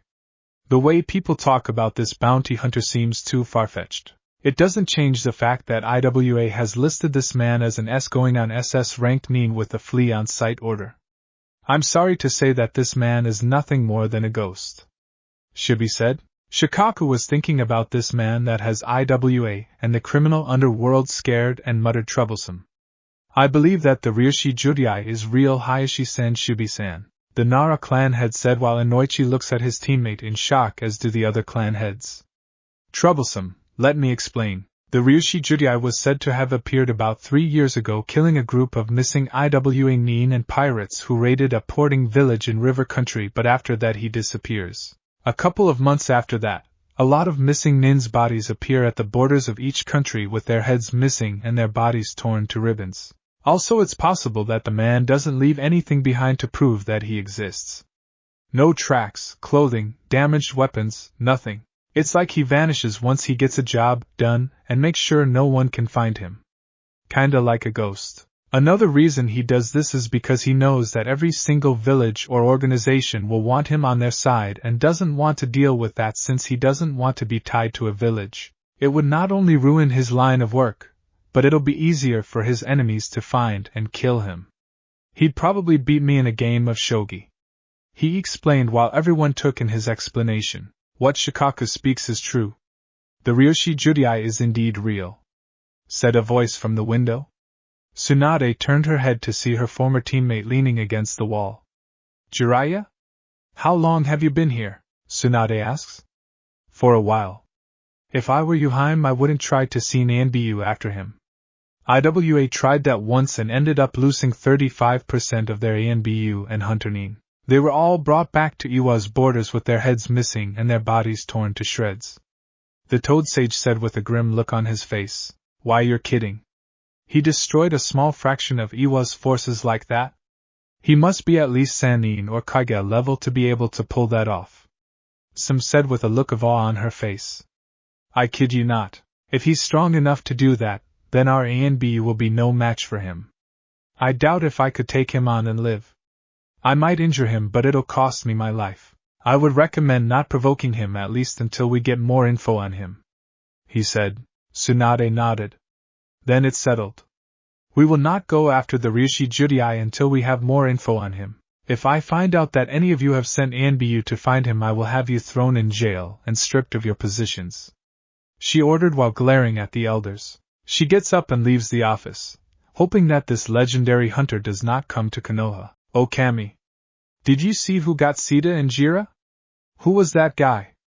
Kiji asked. I think that was the Ryoshi Judai, Hunter God, he said while Yatsuki and Kuratsuki eyes widened in horror and looked at him. Why, you're kidding. That man is a myth, a scary story kids are told. Kuratsuki started to sweat like crazy. There's no Ryoshi Judai here. You guys got worked up over no WAP. Those were his last words when his body jerked backwards and was embedded into a tree branch with a black arrow lodged into his head. Kuratsuki screamed in horror when she saw her teammate's body hang on the branch with a look of shock on his face before he died. Why you? It can't be. You can't be real. You just can't. He cried out in horror. The Ryoshi Judai narrows his yellowish-orange-red tinted slitted eyes at the man while three more shadowy figures that appeared to be reptilian approached the man and growled at the trapped IWA Nin who was trembling in fear and sweating bullets. You're not worthy to die by my hand. Instead, I'll let my friends here deal with you. They haven't had a decent meal for a while, and I'm sure they would enjoy tearing you apart, he replies in a dark tone while the raptors snarled, revealing razor-sharp teeth and saliva dripped from their mouths. Enjoy your meal, my Shurya Hanryo, hunting partners, the Ryoshi Judai replied and walked away. The raptors grinned at the whimpering Nin. They then roared and leaped down into the ditch and started to rip their meal apart. Kiji's blood-curdling screams echoed through the tropical forest due to the fact that he's being eaten alive by the ultimate predators. Bandit camp near the borders of Kaminari no Kuni and Hai no Kuni. Two unmasked ANBU from Konoha were tied up in a tent with all their weapons and armor gone, leaving them in sleeveless shirts and black pants. They had bruises, cuts and a black eye on their beautiful faces. One appeared to be 20 and had red markings on her faces, long brown hair that had a few bangs and was tied into a ponytail. She was Hana Inuzuka. The other female appeared to be 24 and had long purple hair that stopped to her mid-back and ivory-colored skin. She was Yugago Yuzuki. Both her and Hana were returning back to Konoha after completing an assassination mission. They were exhausted from the mission and were attacked and captured by two missing Nin from Kumo and IWA. They were the Kuma Ishi, Stone Bear, and the Shurshur Hakureki, Thunder Lion, missing Nin from Kumo and IWA, wanted for the kidnapping and raping of women, both civilian and kunoichi. They were stripped of their weapons and thrown in a tent where they'd be used for stress relief. They also saw a bunch of other missing Nin that had women in cages who were crying and begging for help while the men just laughed at them. They got smacked around for a while and then the two left the tent. Hana had a few broken ribs and swore that she could smell blood which was flowing down the side of her hair. Same with Yugago. The Inuzuka heiress groaned in pain as she turned over to Yugago, who was coughing up blood and spat. Damn it.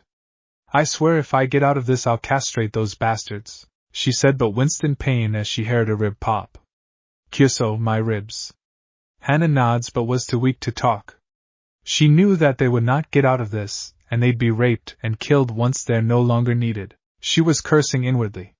She'll never see her Ka-san, brother, partners, friends, family or clan again. Worse, she was gonna have her innocence taken from her by a rapist. When these thoughts came to her mind, she couldn't help but have tears fall from her eyes.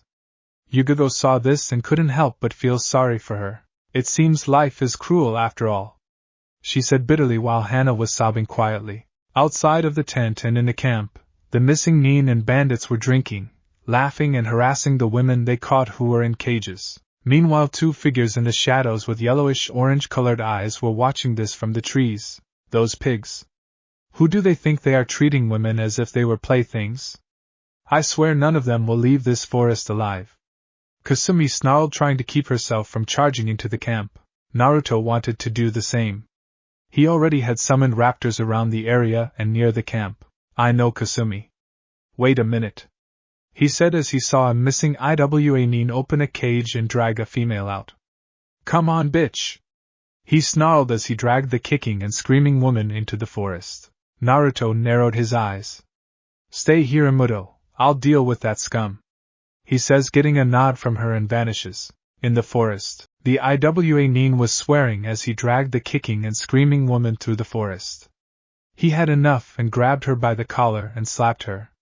The woman had short brown hair and gray eyes. She yelped as she fell onto the ground. The IWA Nin grinned and unzipped his pants, revealing his erect member. The woman looks at him with horror and fear in her eyes. Don't worry. You'll enjoy this, you slut, he said. The IWA Nin was about to make his way towards the frightened woman until his body jerked. He looked down to see a blade that was coated with his blood going through his chest. He coughed up blood as the blade was twisted and removed from his body, and the Nin fell to the ground and remained motionless. The woman looked up to see a masked hooded figure with yellow-orange slitted eyes staring down at her with what looked like a hilt-less sword with cutouts, teeth like serrations on the front and back, and a piercing point. He then flicks the blood off the sword and sheathes it. The woman whimpered and curled up into a ball when he walked towards her and knelt down. Are you all right? He asked in a concerned tone. She just looks at him for a while and nods. Good. Now go. There's a town not far from here. You should be able to get shelter, he said, and got up only for her to reach out and grab his arm. Thank you, she said, and kisses him on the cheek and runs off. Naruto sighs and then leaps into the trees while a raptor's head appears from a bush and grabs the dead Nin by the head with its teeth and drags it away. Kasumi was watching another Nin urinate in a bus, and she pulls out a black combat knife. She lands behind him, and before he could react, she shoves the knife into his groin hard. He was about to let a scream, but she covered his mouth with her hand and jerks his head to the left hard, snapping his neck. He falls to the ground and gets dragged away by another raptor. Kasumi wipes the knife off with a leaf and leaps back into the trees. Naruto was making his way through the tree branches and stops when he sees 4 IWA Chunin guarding a cage that had 5 women in them. He pulls the same blade out and leaps off the tree and grabs a branch with his left arm and swings around it once and lands on it. He then leaps off it and into the air and descends towards his targets with the sword raised. One Chunin looks at his shadow and sees it get bigger. He then looks up into the air to see a hooded figure come down at him with a blade raised and gets sliced in half by Naruto as he lands in a crouching position, causing the women who saw it scream. The other Chunin doesn't even a chance to react when Naruto removes his head from his shoulders. He stabs the other Chunin through the heart and leaves his blade embedded in his body and grabs a Chunin who tried to escape and alert the others by his collar. Pulls him forward and knees him hard in the spine, which snapped in two, ending his ability to walk. The Nin tries to scream out in pain only to have his mouth covered by Naruto's hand, who pulls out a survival knife and slits his throat. Blood seeps out of the gash from his neck and the IWA Nin's eyes rolled up into his sockets and dies. He sheathes his knife and walks towards the still shocked Chunin who still had the blade in his heart. Ariyoshi Judai was all he said when Naruto yanks his blade out hard, causing blood to fly off and decapitates him. The headless body falls to the ground and the head rolls around for a second and stops. He then walks over to the cage that had 5 girls in it and rips the lock off the door, and opens it. "Go," was all he said, and vanishes in a blur. The women waste no time and run before more came. 5 large Komodo dragons appeared from the bushes and dragged the carcasses away to eat. Kasumi just took down 2 jounin and 3 chunin with what looked like a naginata with the head of a dragon that had its mouth opened and was holding the silver blade. She then seals it back into a seal she had on her wrist, and then runs over to a bush, pulls her mask down over her mouth and vomits. She then coughs a few times and breathes slowly. Naruto then appears beside her and rubs her back slowly. "You alright?" he asks her, and she nods as she puts her mask back on over her face. "Let's get this over with.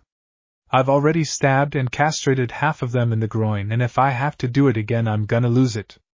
Kasumi mumbles while Naruto chuckles. "Well then, let's finish this," he says while 2 raptors appear in front of them. They were 6 feet tall and weighed 200 pounds. One was a reddish-orange color with black stripes all over and a white underbelly.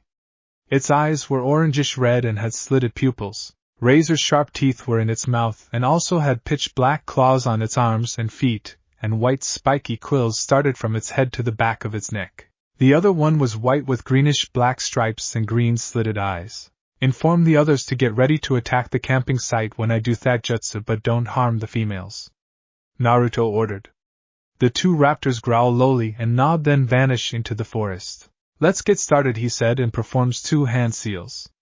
"Kirigakyu no Jutsu, hidden mist technique," he muttered in a low voice. Meanwhile the Kuma Ishi, Stone Bear, and the Shurshur Hakureki, Thunder Lion, Goro and Majima walked into the tent where Hana and Yugogo were in and grinned with lust in their eyes. Goro was bald and wore a brown flak jacket with no shirt and brown pants. He had 3 scars going down the right side of his face. Majima had wild spiky short hair and wore an outfit similar Goro's, only he wore a gray flak jacket and pants and a black shirt. "You 2 put up one hell of a fight when we brought you in," Goro said as he leered at Hana, who was shivering as he kneeled down next to her and traced his hand from her neck to her chest and stopped there and squeezed it. Hana whimpered when he did that while he chuckled. Yugugo, whose face was cupped by Majima, glared at the man with all the hate she could muster. "You shouldn't glare, cutie. That look makes you appear ugly. Come on, let's see a smile on that pretty face," he said, only for her to spit saliva and blood on his face. He wipes it off his face, and a look of rage appears on his face. He smacks Yugugo hard, making her fall to the ground face first. He then kicks her in the ribs, making her hiss out in pain.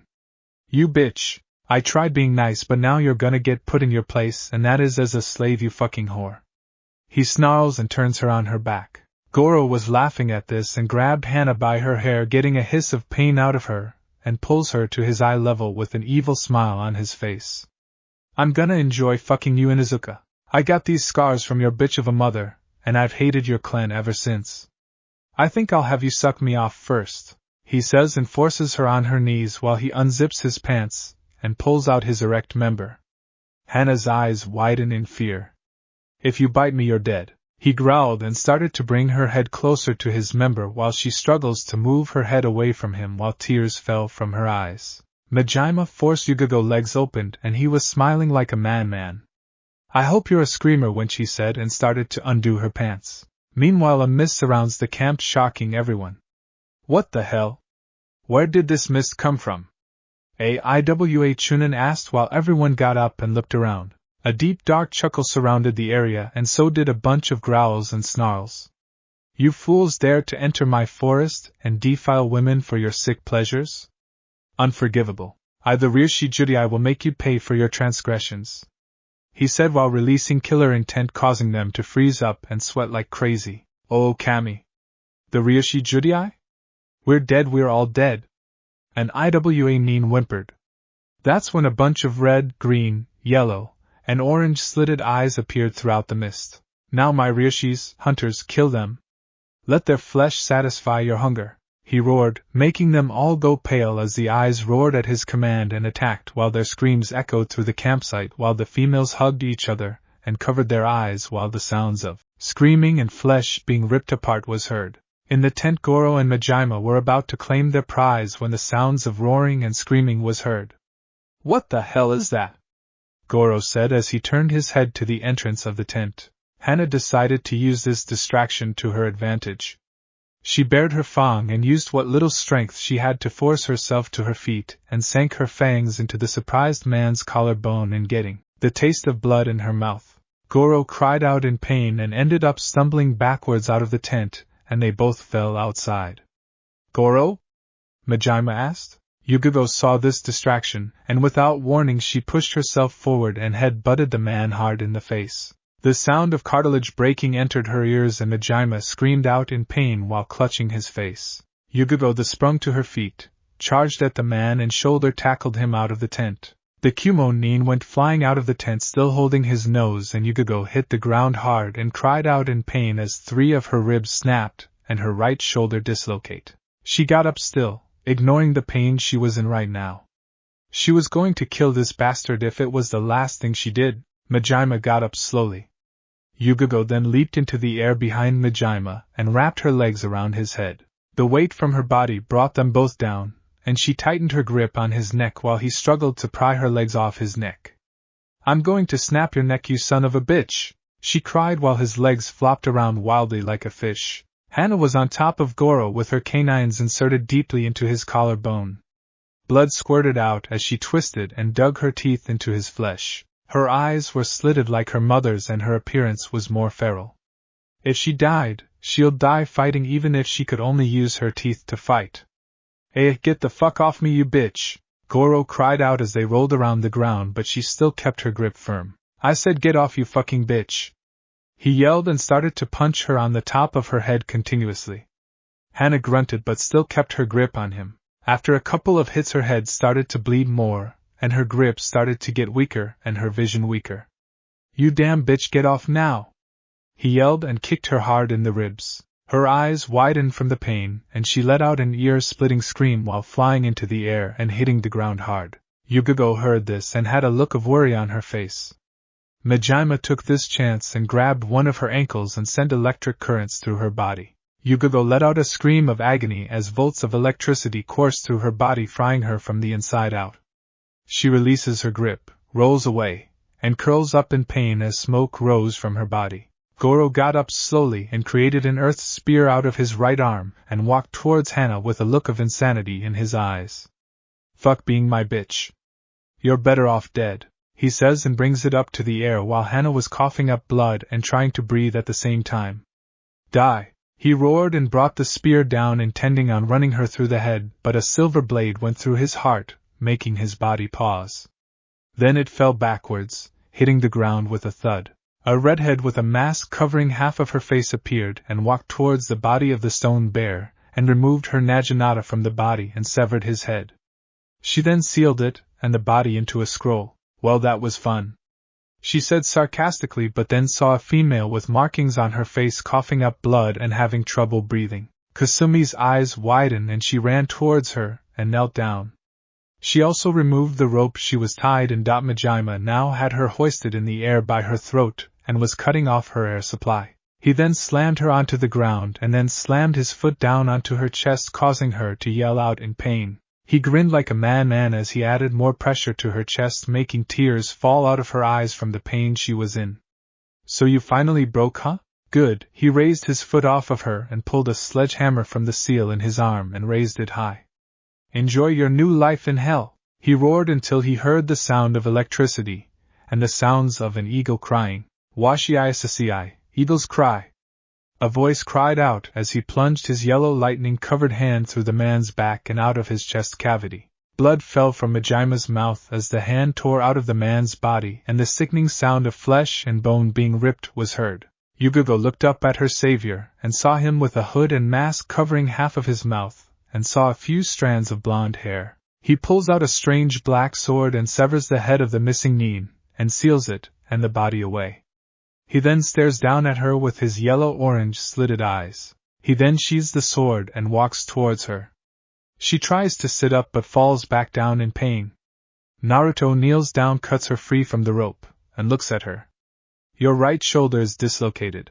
I'm gonna put it back in place," he said. Yugigo nodded and watches as he places his right hand on her shoulder and his left hand on her arm. He then places a firm grip on her shoulder, and pushes it in fast and hard. Ah! God damn it, that shit hurts, Yugogo yelled. Naruto then placed one arm under her leg and the other one on her back and carefully lifted her up, holding her bridal style. What are you doing? She asked with a tint of pink on her cheeks due to the fact that she could feel the muscle from his arms. Helping you up. You have 3 cracked ribs, and if you try to walk they'll puncture your lung, he answered, getting an O from her while walking towards Kasumi, whose hands were glowing white, trying to heal Hana, who was breathing slowly. Will she be alright? Yugogo asked while Kasumi nods without looking at her. Hi, she will soon, but her lungs have been punctured by some broken ribs. She also has a small crack on the left side of her skull and a broken collarbone. We have to take her back to our place to treat her thoroughly, Kasumi answered. Naruto performed one-handed seals and finished them at the ram's seal. The raptors had just finished with their meals and were now leaving the bloody camp. Kasumi stopped healing Hana and went to free the women. After that, she helped Hana up, who winced in pain. Kasumi, hold on and don't let go, he said. As a yellow aura surrounded them, and they vanished. Meanwhile, an ANBU with a hawk mask saw this and shined away. Informed the Hokage. Underground Uzumaki compound recovery room.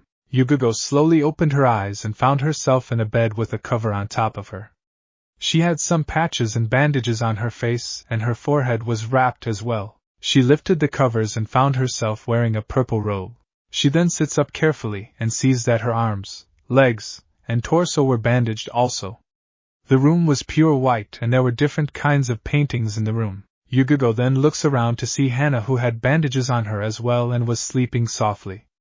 Where are we? The last thing I remember is disappearing from that camp and appearing in front of a compound before passing out, she thought, but then heard footsteps. She looks at the door only to see a 14-year-old girl with red hair and bluish-green eyes walk in with a tray with 2 bowls on it. She also had canines jutting from her upper lip. She was also wearing a sleeveless tank top shirt that hugged her body and showed off her figure, which seemed to be more developed than other 14-year-old girls. She also wore crimson-red pants and black ninja sandals. She blinks at Yugogo a few times, then smiles. So you're finally awake? That's good, she said with a kind voice. The ANBU captain nodded but looked at her in shock. So you were the girl who works with the Ryoshi Judai, huh? Kasumi nods and walks forward and sets the tray down. Yes, that was me, she answered, causing Yugogo's eyes to bulge. But you're so young, she stammered while Kasumi sat in a chair. So? My brother is stronger, and he's only 3 years older than me, she stated while Yugogo's mouth hung open. The Ryoshi Judai is your brother? And he's only 3 years older than you? Yugogo asked. Kasumi nods but laughs at the expression on her face. Yeah, he is. I don't see how you find it so hard to believe. I mean, your village did have an ANBU captain who was 13 when he joined, Kasumi says, and Yugogo couldn't help but agree, but then a serious expression appeared on her face. Why did you save us? She asked with a tone that sounded like a demand but froze when Kasumi gave her an icy glare. It was either save you or let those bastards rape you and those women they caught. The Ryoshi Judai may be feared throughout the elemental nations, but he's not heartless. There are only a few things he hates, and they are traitors, criminals, perverts, and rapists, she said, straining the word. He'd kill anyone who would think of raping another person, especially females. After all, he did stop that slave trade that the Yakuza had in Ocean Country, and also killed the main bosses who started it, so if I were you, I wouldn't jump to conclusions. No wonder he hates Konoha, she said while Yugogo looks down in shame, but then her eyes widened. Wait, why does he hate Konoha? What did we ever do to him? She asked. You misunderstood me, Anbiyu-san. It's not Konoha he hates, but the people who run the village. He stated that the ones who run the village are arrogant, short-minded, corrupt, and power-hungry fools who'd stab each other in the back because they trust no one. Kasumi replied, which caused Yugogo to protest. That's not true. Not everyone in Konoha is like that. The Hokage is an honorable and respected person. She'd never stoop to being corrupt. Kasumi sighed. Again, you misunderstood me. I wasn't referring to the Hokage. I was referring to Konoha's council. I mean it's their fault that the village is suffering right now due to the fact that they banished a ninja who not only saved the countries you were tied to but also because he failed to bring back a traitor, who had a bloodline and went to an even bigger traitor. But what's worse about it is that he was banished for containing a bijou, but not just any bijou, the Kyubi no Kitsune. Is that true or not? She asked in an icy tone. Yugugo flinched at her words and looked at the sheets of her bed. It is true. A lot of countries are disgusted with what we did, even the ones who had jinchurikis. The fire daimyo is also disappointed with us and punished us for our actions towards the boy. Only 20% of us respected the yandame's wish, but the rest. Well, you know, I held no hatred for the boy and was even his bodyguard when he was little. He was the barrier that protected us from the Kyubi's wrath, and those fools nearly destroyed it. She said while clenching her fists. I just hope that he's living a great life now that he doesn't have to look over his shoulder in fear anymore. She said with a sad smile on her face. Kasumi just looks at her, and her expression softens. She looks over to see Hana groaning and opening her eyes. Why the hell does my head hurt so much? Feels like my skull was smashed in with a rock, she said, and tilts her head and sees Yugugo and a red-headed female looking at her. Yugugo, who is that and where are we? She asked and sat up but groaned in pain. Kami, my ribs hurt. She whined, getting a giggle from Yugugo, who also winced since her ribs hurt too. Kasumi chuckles but then gets up from the chair to get the 2 bowls of stew she had and walked over to Yugugo's bed and handed her one. Thank you, she said while Kasumi walked over to Hana and gave her the other bowl. Thanks, Kasumi. Glad you're still with us, Inuzuka-san, she replied while Hana gave her a small smile. Just call me Hana, Kasumi, she replied, getting a nod from the girl. Do you have any aspirin?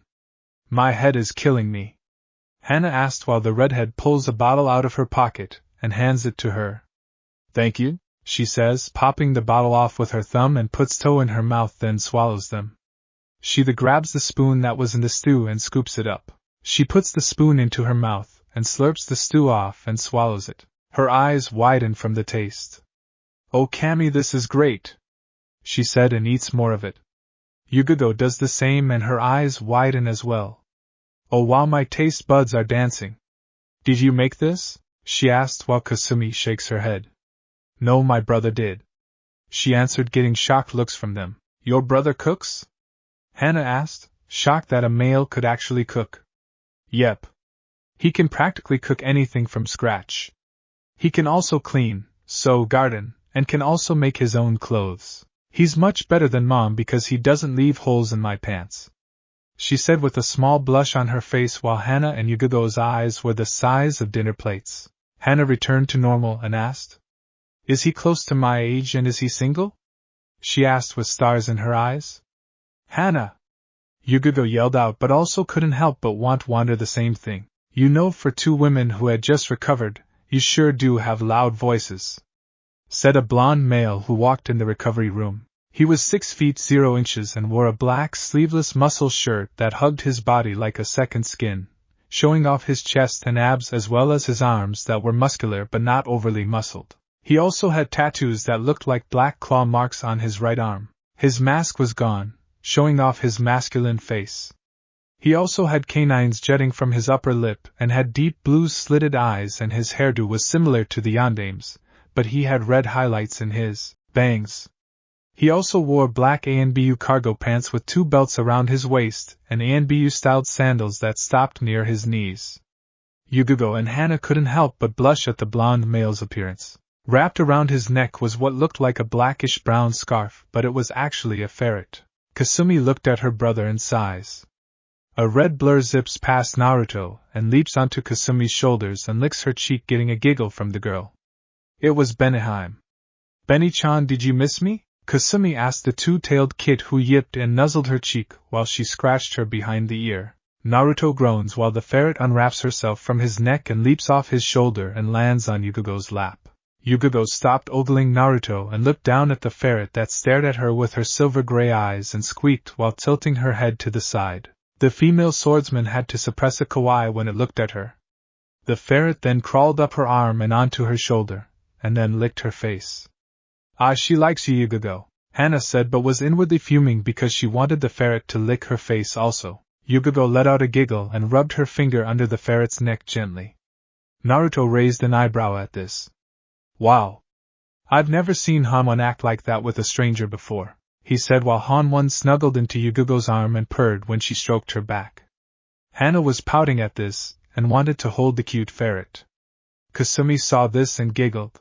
Beneheim leaped off of her shoulder, and ran to Hana's bed and laid in her lap, shocking the girl. She then stroked the fox's ears and she purrs. Why does this fox have 2 tails? Hana asked, and Naruto answers. She was born with them. Her mother had 3 tails though. She won't gain it until she turns 2. Beneheim looks at him, and glares. Don't give me that look, fox. You know I'm right. He says while she yips at him, and lays her head back down. Cranky fox. Anyway, I'm afraid you two will have to stay here for a while. Your injuries were very serious when we rescued you, especially yours, Hana. 3 of your ribs snapped and punctured your lungs, which caused some serious internal bleeding. You also had a crack in your skull and a nasty gash was on the back of your head. Kasumi managed to stop the internal bleeding, but we had to pull the broken ribs that were in your lung carefully, and then had to regenerate the cells in it. Your ribs will take 2 weeks to heal and your skull will take a couple of days, but you'll suffer from minor headaches for a while, so try not to think too much, he said in a joking manner, only to get smacked upside the head by another redhead that walked in wearing a black mesh shirt and red pants. Don't be a smart-ass, Sochi, she said while Naruto rubbed his head. Yugogo's eyes widened when she saw the woman who she thought died. KK Kushina-sensei? She asked while Kushina looked at her, then smiled. She walked over to Yugogo, who had tears form in her eyes until the Uzumaki was a few inches away from her. Hey Yu-chan. It's been a while, she said. Yugogo pulled her master into a hug and sobbed into her shoulder. Kushina returned it and rubbed her back with her hand. Hana's eyes widened. She was looking at Kushina Uzumaki, the Aka Arashur and strongest kunoichi, who was on par with Tsunade. Yugogo and Kushina released each other. Sensei, I thought you died when the Kyuubi attacked, she said while wiping her eyes with her sleeve while Kushina shook her head. No, I didn't. I left because Sarutobi told me that my son died, she said, saying Sarutobi with venom in her voice. Hana blinked in confusion. Wait, you had a son? Who was he and who was the father? She asked, and that's when Naruto walked up. Me. Can you guess who my father was? Naruto asked while Yugogo and Hana looked at him, and their eyes became big. And no way. You're the son of the Yondaime? Oh, Kami. Konoha banished his son. What have we done? Hana said with a look of dread on her face. Naruto just chuckles. Imagine the village's surprise when they find out that I'm not only the Yondaime's son but the Ryoshi Judai? He said while their jaws dropped to the ground. You're the Ryoshi Judai, Yugogo yelled while Naruto nodded. Yep. So who is she, sensei? Yugogo asked, pointing to the 14-year-old. My daughter Kasumi. I had her I got remarried to another man. He's not here right now. He went to Kiri to deal with some pirates that were raiding the docks. Kushina answered. Now that we know who you really are, what's going to happen to us? Hana asked, hoping that Naruto won't kill them. Nothing. Once you're healed up, you're free to go. It doesn't matter to us. Konoha's no threat to me or my family, and we can deal with any ninja that comes from there, he answered and walked over to Kasumi and placed his hand on her head. Kasumi here is on par with Hataki team and can take on 2 A and B units without breaking a sweat, he replied while she smiled. Sorry, but I won't tell you how strong I am. That was when a raptor appeared in front of Naruto, growling and chirping. Said Blonde's eyes widen and they narrow. How many? He asked while the raptor chirped. Damn. Ka-san, I'll be back. We appear to have some guests in our jungle, he said, and walks out of the room while the raptor disappears in a puff of smoke. Naruto, who is it? Kushina asks. Naruto turns around with a dark look on his face. Konoha Nin, he answers while his eyes went from deep blue to yellow-orange. Kushina's eyes widen and her eyes narrow. Take Kasumi with you and deal with them. Try not to kill them though. Break them in half if you must, she said while Naruto nodded. Let's go, Kasumi. We have trash to throw out. Naruto called out, and Hizimitu ran out of the room saying hi, and runs past him to get her gear. Naruto then walks into the dark tunnel while his eyes glowed in the dark. Meanwhile, several Konoha nin were running through the dark dense jungle. They were Asuma, Guy, Anko, Kurenai, Kakashi, Neji, Kiba and Akamaru. Their mission was to search for Yugigo and Hana, who were reported to have been abducted by the Ryushi Judai and his partner by an ANBU. Tsunade had no choice but to send them to try to retrieve them or listen to the council bitching about it. Kakashi, however, was still a Chunin despite the elders' protests, but the Senju wouldn't hear it, stating that he abused his position and needs to be humbled. His colleagues heard about the thrashing he got from Kurenai after what he said and didn't feel sorry for the man. They just ignored him and didn't invite him for drinks or any other things they did on their downtime. Anko also gave the Cyclops a thrashing he'd never forget. They continued to run until Asuma stopped, as did the others. They heard growling. "What that hell was that?" Anko asked. "Don't know, but I've never heard something growl like that." Kiba sniffed the air and got stiff. "Whoever growled like that is reptilian," the Inuzuka replied. Neji activated his Byakugan to try and find the source. "That odd. My Byakugan isn't picking up any heat signatures. They must be capable of lowering their body temperatures," he said as he increased his vision, but still got nothing. "Great, so we do not know if they're a threat or not?" Kakashi asked while Guy pulls out 2 black tonfas. "Get ready for a fight, everyone. Whatever Kiba and Akamaru sensed are close by," he said in a serious tone. Asuma pulled out his trench knives, Kiba flexed his claws and Akamaru's first stood up. Neji got into a Juken stance with his Byakugan activated. Anko pulled out 2 kunai, as did Kurenai and Kakashi. Suddenly, a bunch of red, yellow, orange, and green eyes appeared around them, growling from the tropical plant life. One leapt out of the plant life that hid them and landed a couple of feet away from them. The Jounin had looks of shock, fear, and awe when they saw the reptilian creature stand before them hissing. It was 6 feet tall, 13 feet long, and weighed around 200 pounds. Its skin tone is a blackish-brown color, had a 2 light blue stripes starting from its neck to the end of its tail, and was white on the creature. Also had a crest on the middle of its nose that was red, and it had feather quills on the back of its head that stopped to the end of its neck. Its red slitted eyes stared the Jounin down. It also had a long thick tail that it could probably be used for combat, but that's not what got their attention. On its long arms were 3 pairs of long black curved claws that appeared to be razor sharp, and on its feet were 3 claws, but the third one was longer and stood straight up and looked like it could cut a person open with a mere twitch. The creature then snarled and opened its maw, revealing a pair of razor sharp teeth that could tear through flesh as if it were paper. Every Jounin had wide eyes when they looked at it. "What kind of animal is that?" Kurenai asked while the raptor started to walk left and right in a slow fashion while eyeing his new prey. Saliva dripped from his mouth and his hisses grew louder. "Who knows? But something tells me that we're on in its menu," Neji replied.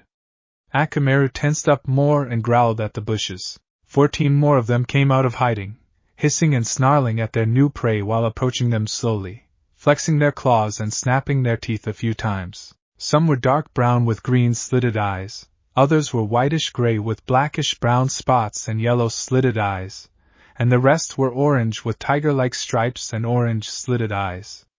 "Shit, this doesn't look good," Asuma said while increasing his grip on his trench knives.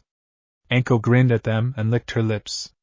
"I wonder if I can keep one as a pet?" the snake mistress replied, getting a glare from Kurenai. "This isn't a time to joke around, Anko," Kurenai said while Anko chuckled. "Who said I was kidding?" Anko answered back while the others got ready. "What are they waiting for?" Kiba asked Neji. "For their leader to order the attack. They're not just animals, Kiba. They're smart. They're a pack who works as a team like we do. I suggest we keep our distance from them. Their claws and teeth prove that they're proficient in close combat, which is bad for most of us," the Hyuga answered. Kiba snorted. "So what? They're a bunch of overgrown lizards. I doubt they could take on an Inuzuka," he said arrogantly. The leader heard this and his eyes flared and he snarled loudly at the 2-legged mammal. "How dare that ninja mock us? I'm gonna enjoy ripping him apart," he ranted in his mind. He then lets out a roar and charges at the ninja who mocked him. "Oh shit, he's coming for me!" Kiba cried out as the predator moved at a speed that seemed impossible for a creature its size. Guy moved between the raptor and Kiba and swung the tonfa he had in his right arm at him. To everyone's surprise, it leaped over Guy, who was also shocked, landed on the ground, and still charged at the frightened Inuzuka with its maw opened wide and its claws ready to rip him apart. Before he could do that, Anko delivered a roundhouse kick to the leader's side and sent him tumbling on the ground. Anko glared at Kiba, who had the nerve to look sheepish. "Don't get cocky, you mutt, or next time I'll let him rip you apart," Anko said in a scary voice. The leader got back up on his feet and roared. The other roared back and charged at their new prey. Anko and the leader stared each other down. He growled at the scantily clad kunoichi, who just smiled, which confused yet irritated the raptor. They circled each other, waiting for one to attack. The raptor just hissed and flexed his claws while Anko's grin became predatory. The leader then charged at Anko, who had her two kunai ready, and started snapping at her head. Anko dodged them, and after the fifth one, she kicked the hunter in its lower jaw, causing him to stagger back a little. He shook his head to get the stars out of his head and saw the snake mistress charge at him and swing one of her kunai at his throat. He moved sideways and snapped at her side, but she twisted her body and punched him on the side of his head. The raptor grunts a little from the punch, but couldn't help but be impressed with this ninja's strength. Too bad he had to kill her. The ancient predator swung its large tail at the woman, who leaps over the attack and lands on the ground. The raptor then swipes at Anko's back with his claws, and she barely dodges them. Her trench coat gets shredded from the bottom, though. She looks down her ruined coat and glares at the raptor. "You damn lizard, this is my favorite coat. I'll take your hide as compensation." She yelled and charged at the raptor, who roared back and charged towards her. While the Konoha nin were taking on the pack, two dark figures with yellow-orange eyes were watching the fight. "It appears our friends have found the rotten leaves. Let's go, Kasumi," he said as he draws his katana from his back, as does she. The jungle of Yuzugakure. The Konoha jounin were currently engaging in battle with the pack of raptors that ambushed them earlier. Guy was engaging two of them. The one on his right side snapped at his head, but he ducks and uppercuts the creature in its lower jaw, and then kicked him in the chest hard, sending it flying and crashing into one that had Kurenai cornered. Kurenai looked at Guy and nods a thanks, but then her eyes widen. "Guy, your left!" she cried out as another raptor leapt into the air, heading for Guy, who turned managed to sense the creature heading for him and flips away just in time to avoid its claw swipe. The raptor snarls in frustration and glares at Kurenai, who was in a defensive stance. The raptor stopped and appeared to be grinning. Kurenai raised an eyebrow, and before she could react, another raptor had butted her in the side and sent her crashing into a tree. She groans and tries to get the stars out of her head. Her eyes widen in fear as a raptor appears in front of her with its mouth open and brings its head down. She rolls to the side to avoid having her head bitten off, but the raptor then leaps and lands on top of her and brings his open maw down on her again. Kurenai manages to plant her foot on its chest to stop the creature, but struggled to keep maw from ripping her face off. The raptor pushes itself forward while growling, and Kurenai adds more strength to her foot. "Damn it, this creature is strong," she thought as saw saliva dripping out of its mouth and landed on the side of her face while she grimaces in disgust. "Hiya!" yelled Anko, and the alpha raptor was seen flying towards the one that had Kurenai pinned. He crashes into the other one, and they're sent tumbling to the ground. Anko appears beside Kurenai and helps her up. Kurenai took one look at Anko and couldn't help but sigh. Her hair was a mess, her trench coat was torn up, and she had cuts, dirt, and slash marks all over. Her fishnet outfit was especially ruined. "Anko, what the hell happened to you?" she asked while said woman was snorting. "Stupid lizard ruined my favorite coat. Look at it!" she whined while one of the sleeves fell off and hit the ground. Anko looked down at it and yelled, "That does it! That lizard's hide is mine!" She screamed and charged at the dazed alpha raptor, who just got up as did the other, and then got socked in the head hard and was sent flying into a tree and hitting it hard. The alpha groaned and staggered a little. It snarled at Anko and let out a roar filled with rage. It was about to charge but froze for a bit. He then let out a few chirps and hisses, and the other raptors stopped their fighting and ran off into the jungle. The alpha gave Anko a look and snorted at her. It then retreated back into the jungle, while Anko yelled, "Same to you, pal." Niji was tired and pulled out a chakra pill and ate it, as did everyone else. Before anyone could say anything, a figure leaped into the air and landed onto the ground. Everyone's eyes widened when he stood up slowly. He was 6 feet 0 inches and 17 years old. He wore a short-sleeved dark blue hooded trench coat, and also wore a pair of black cargo pants with ANBU-styled boots. On his upper body he wore a black long-sleeved skin-tight muscle shirt that hugged his body like a second skin and showed off his arms, chest, and abs, and had yellow-orange slitted tinted red eyes that radiated power. He also wore a gray-colored flak jacket that was zipped up and had extra pockets on them and a collar. He also wore a black mask that covered half of his face and a pair of long blonde spiky bangs that were crimson at the ends but stopped to the sides of his face. He also had on black fingerless gloves that had metal plates on them, and also wore arm guards on his arms. Strapped to his back was a black katana. The hilt was black and had 5 holes and a silver metal tip at the end. The guard was silver, and the sheath was black, Snake Eyes blade from G.I. Joe Rise of the Cobras.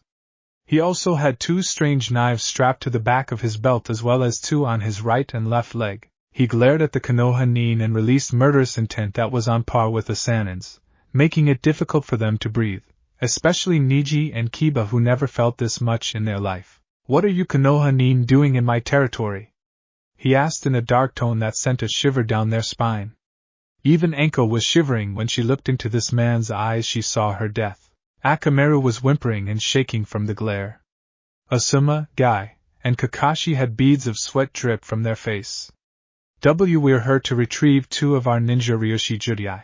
We didn't come here looking for trouble," Asuma said, hoping that he wouldn't attack, but the man just stares at him blankly. "Is that so? Well, I'm sorry to say that I can't hand them over," he answered, getting shocked looks from them. "What?" Anko yelled and was about to charge until Kurenai grabbed her arm. Anko looked at her and saw the Genjutsu mistress shake her head. "You bastard, give me back my sister!" Kiba yelled and flexed his claws. Ryushi just looked at the Inuzuka and snorted.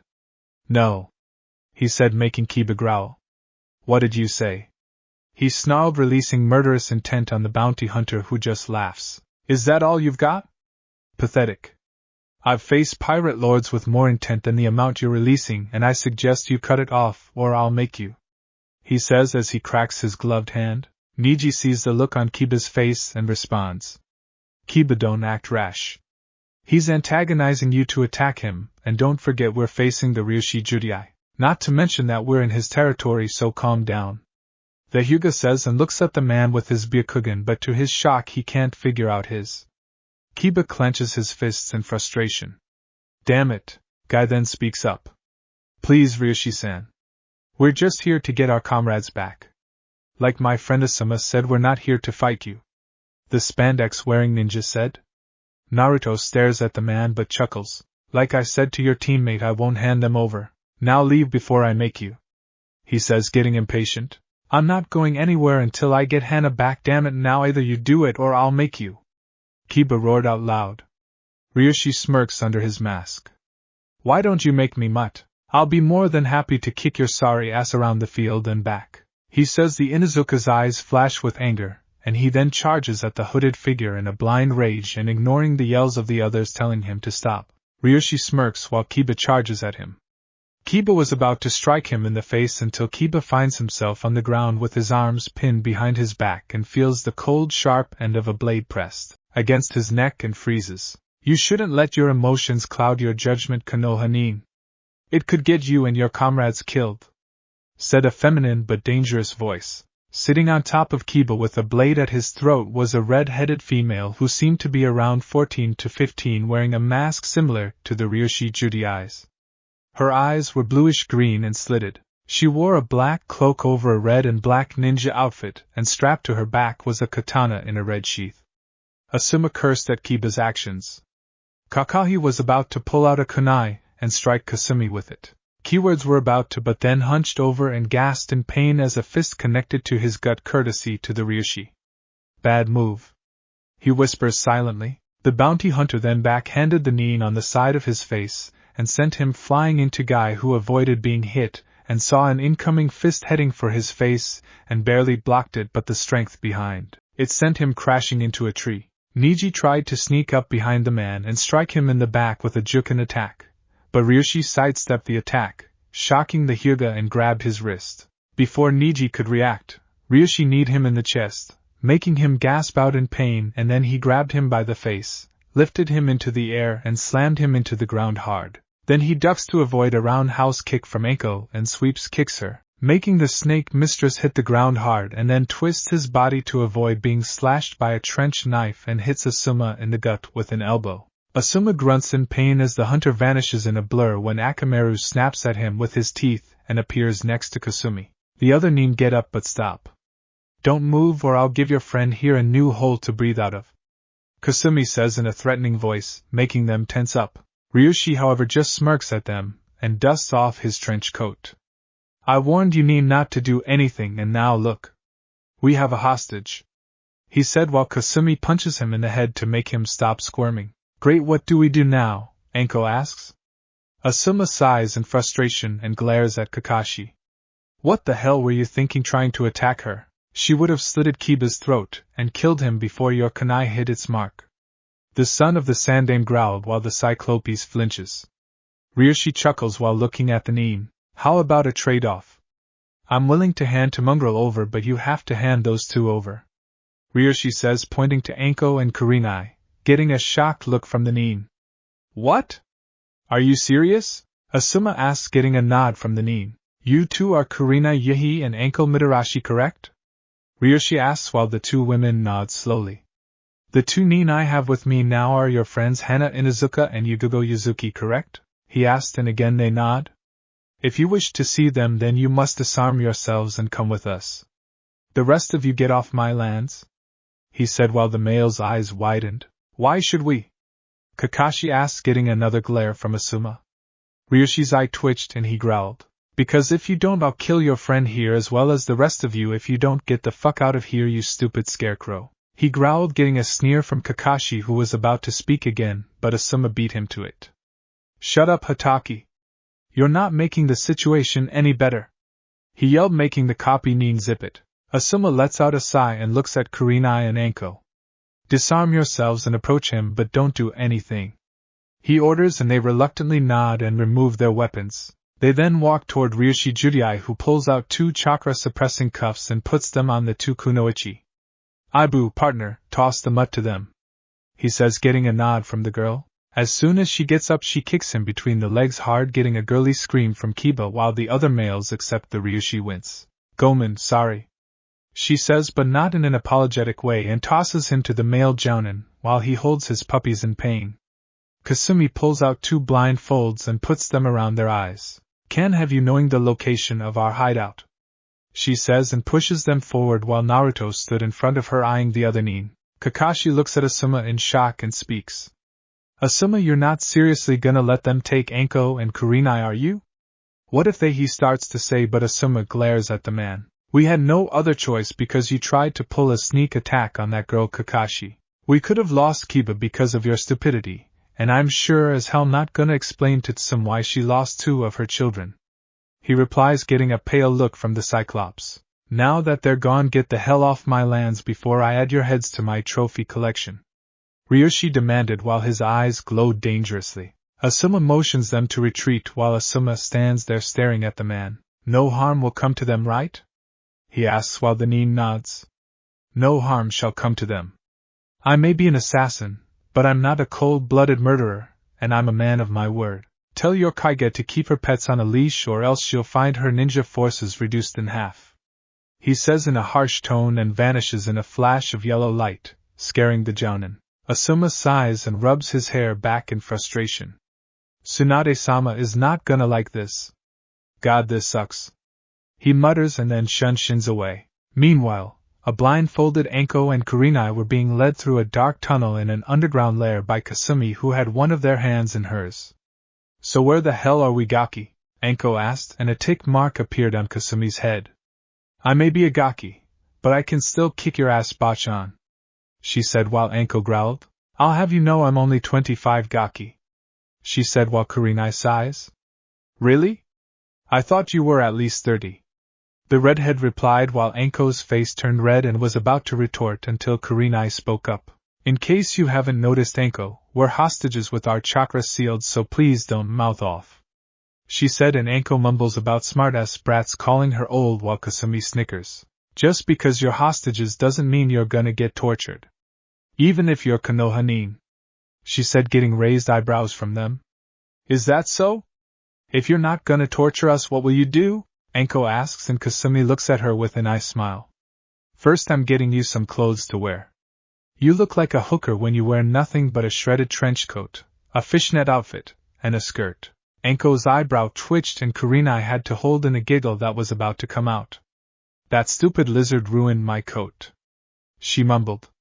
Raptor, Kasumi answered, getting their attention. A what? Kurenai asks.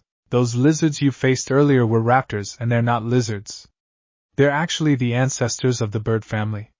She said like it was no big deal, but Anko's jaw dropped. Are you telling me that I got my ass handed to me by an overgrown featherless turkey? She asked, and Kasumi said one word. Yep. Anko hung her head down and sobbed quietly. Kurenai just sweat dropped, and then asked a question. If I may ask, are Hana and Yagugo okay? The Genjutsu mistress asks.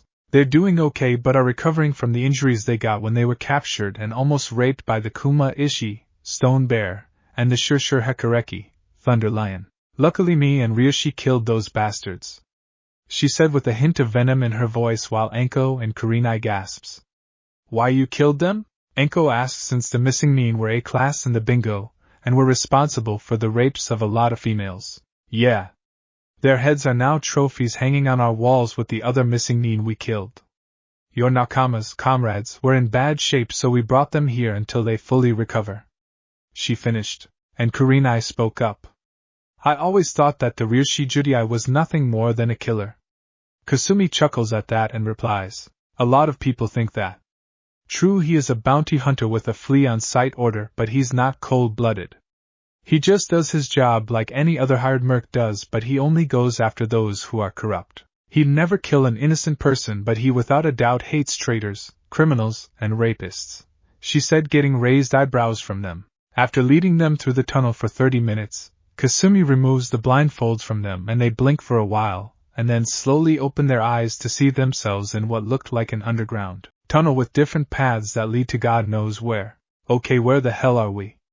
She asks while looking around. Stay with me and do not wander off or else, Kasumi said in a warning tone. Kurenai looked at her funny and asked, or else what? That was when they heard a thunderous roar echo through the tunnel, shaking the ground. Or else you'll end up running into whatever just roared, a voice said behind them. They turned around to see the Ryoshi Judai standing behind them, carrying a dead wild boar over his shoulder with one hand.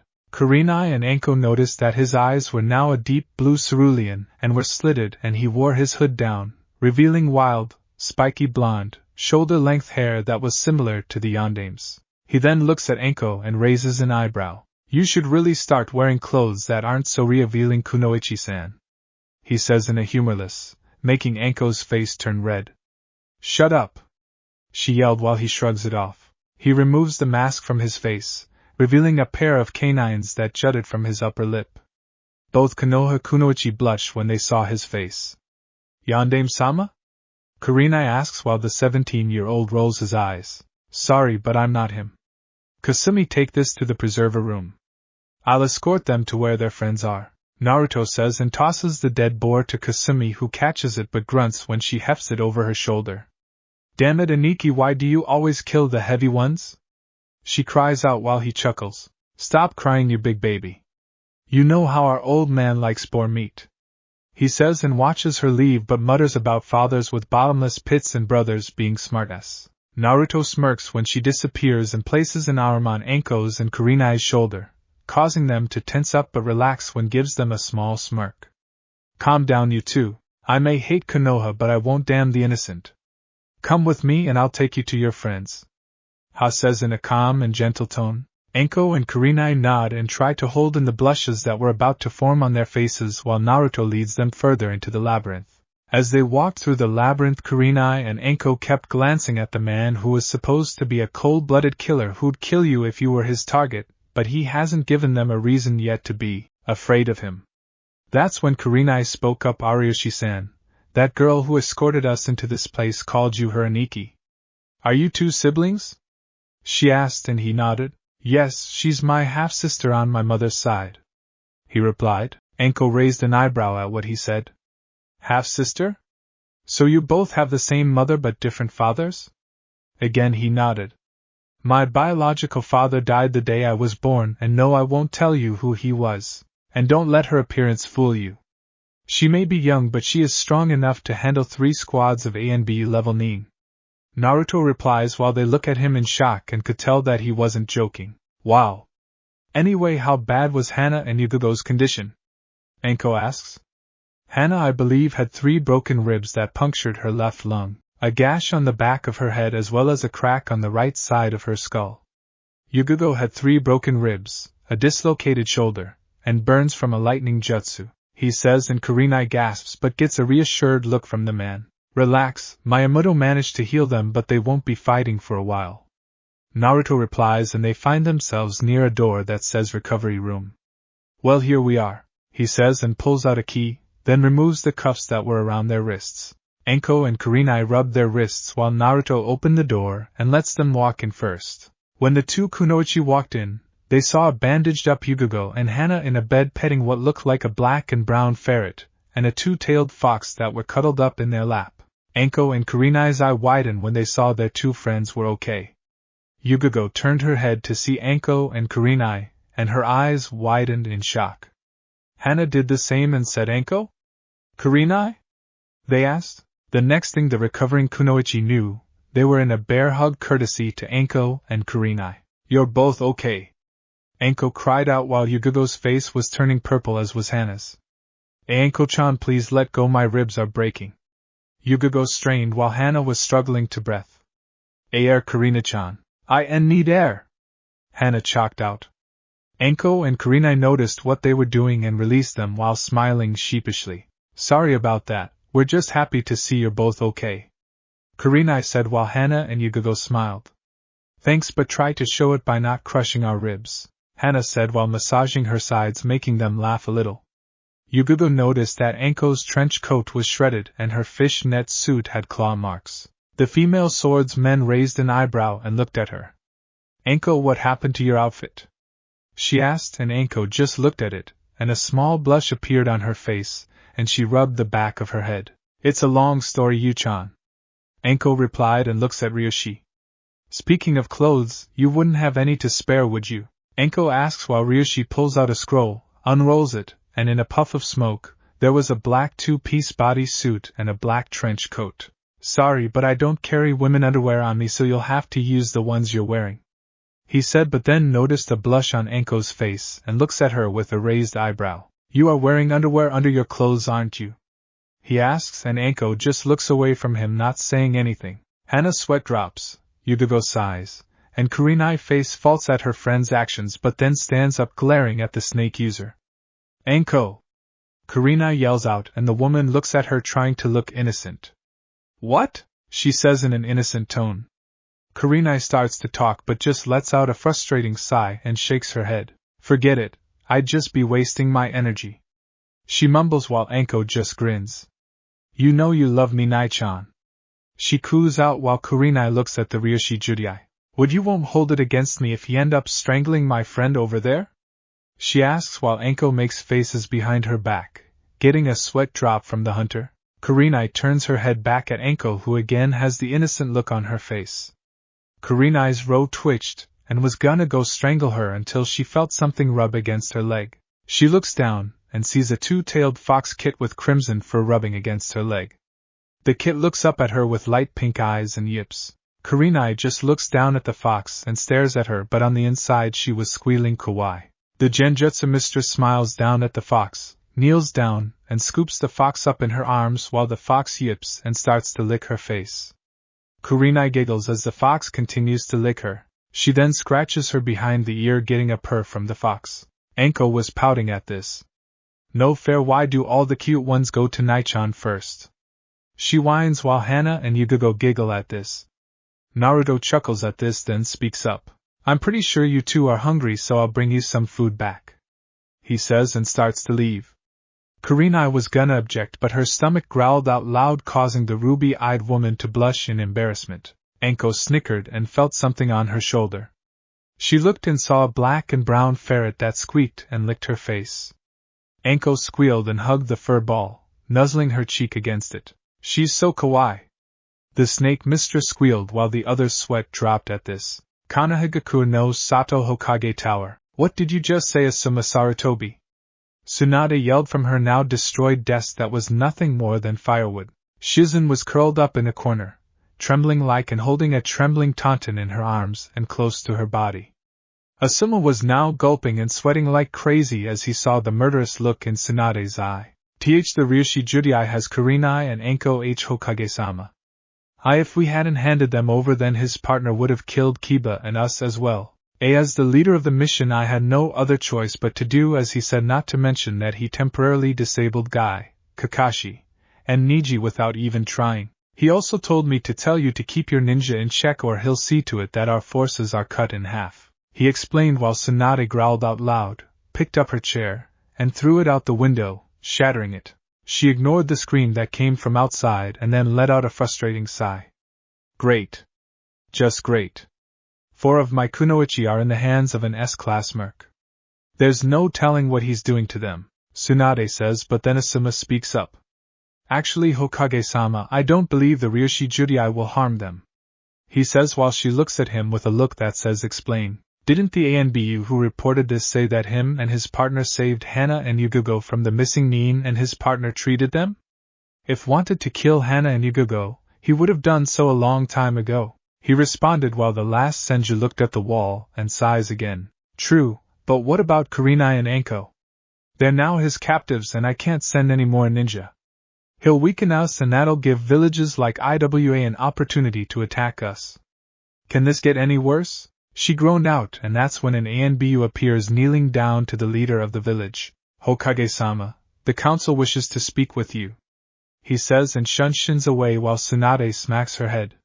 Why do you hate me, Kami-sama? She asks and walks out of her office. Council chambers. 20 minutes passed while the council members were arguing about what happened. Tsunade heard enough and slammed her fist onto the desk. Shut up. All of you, she yelled, and they did. Tsunade lets out a sigh and Sim speaks up. Hokage-sama, we need to deal with the Ryushi Judai now.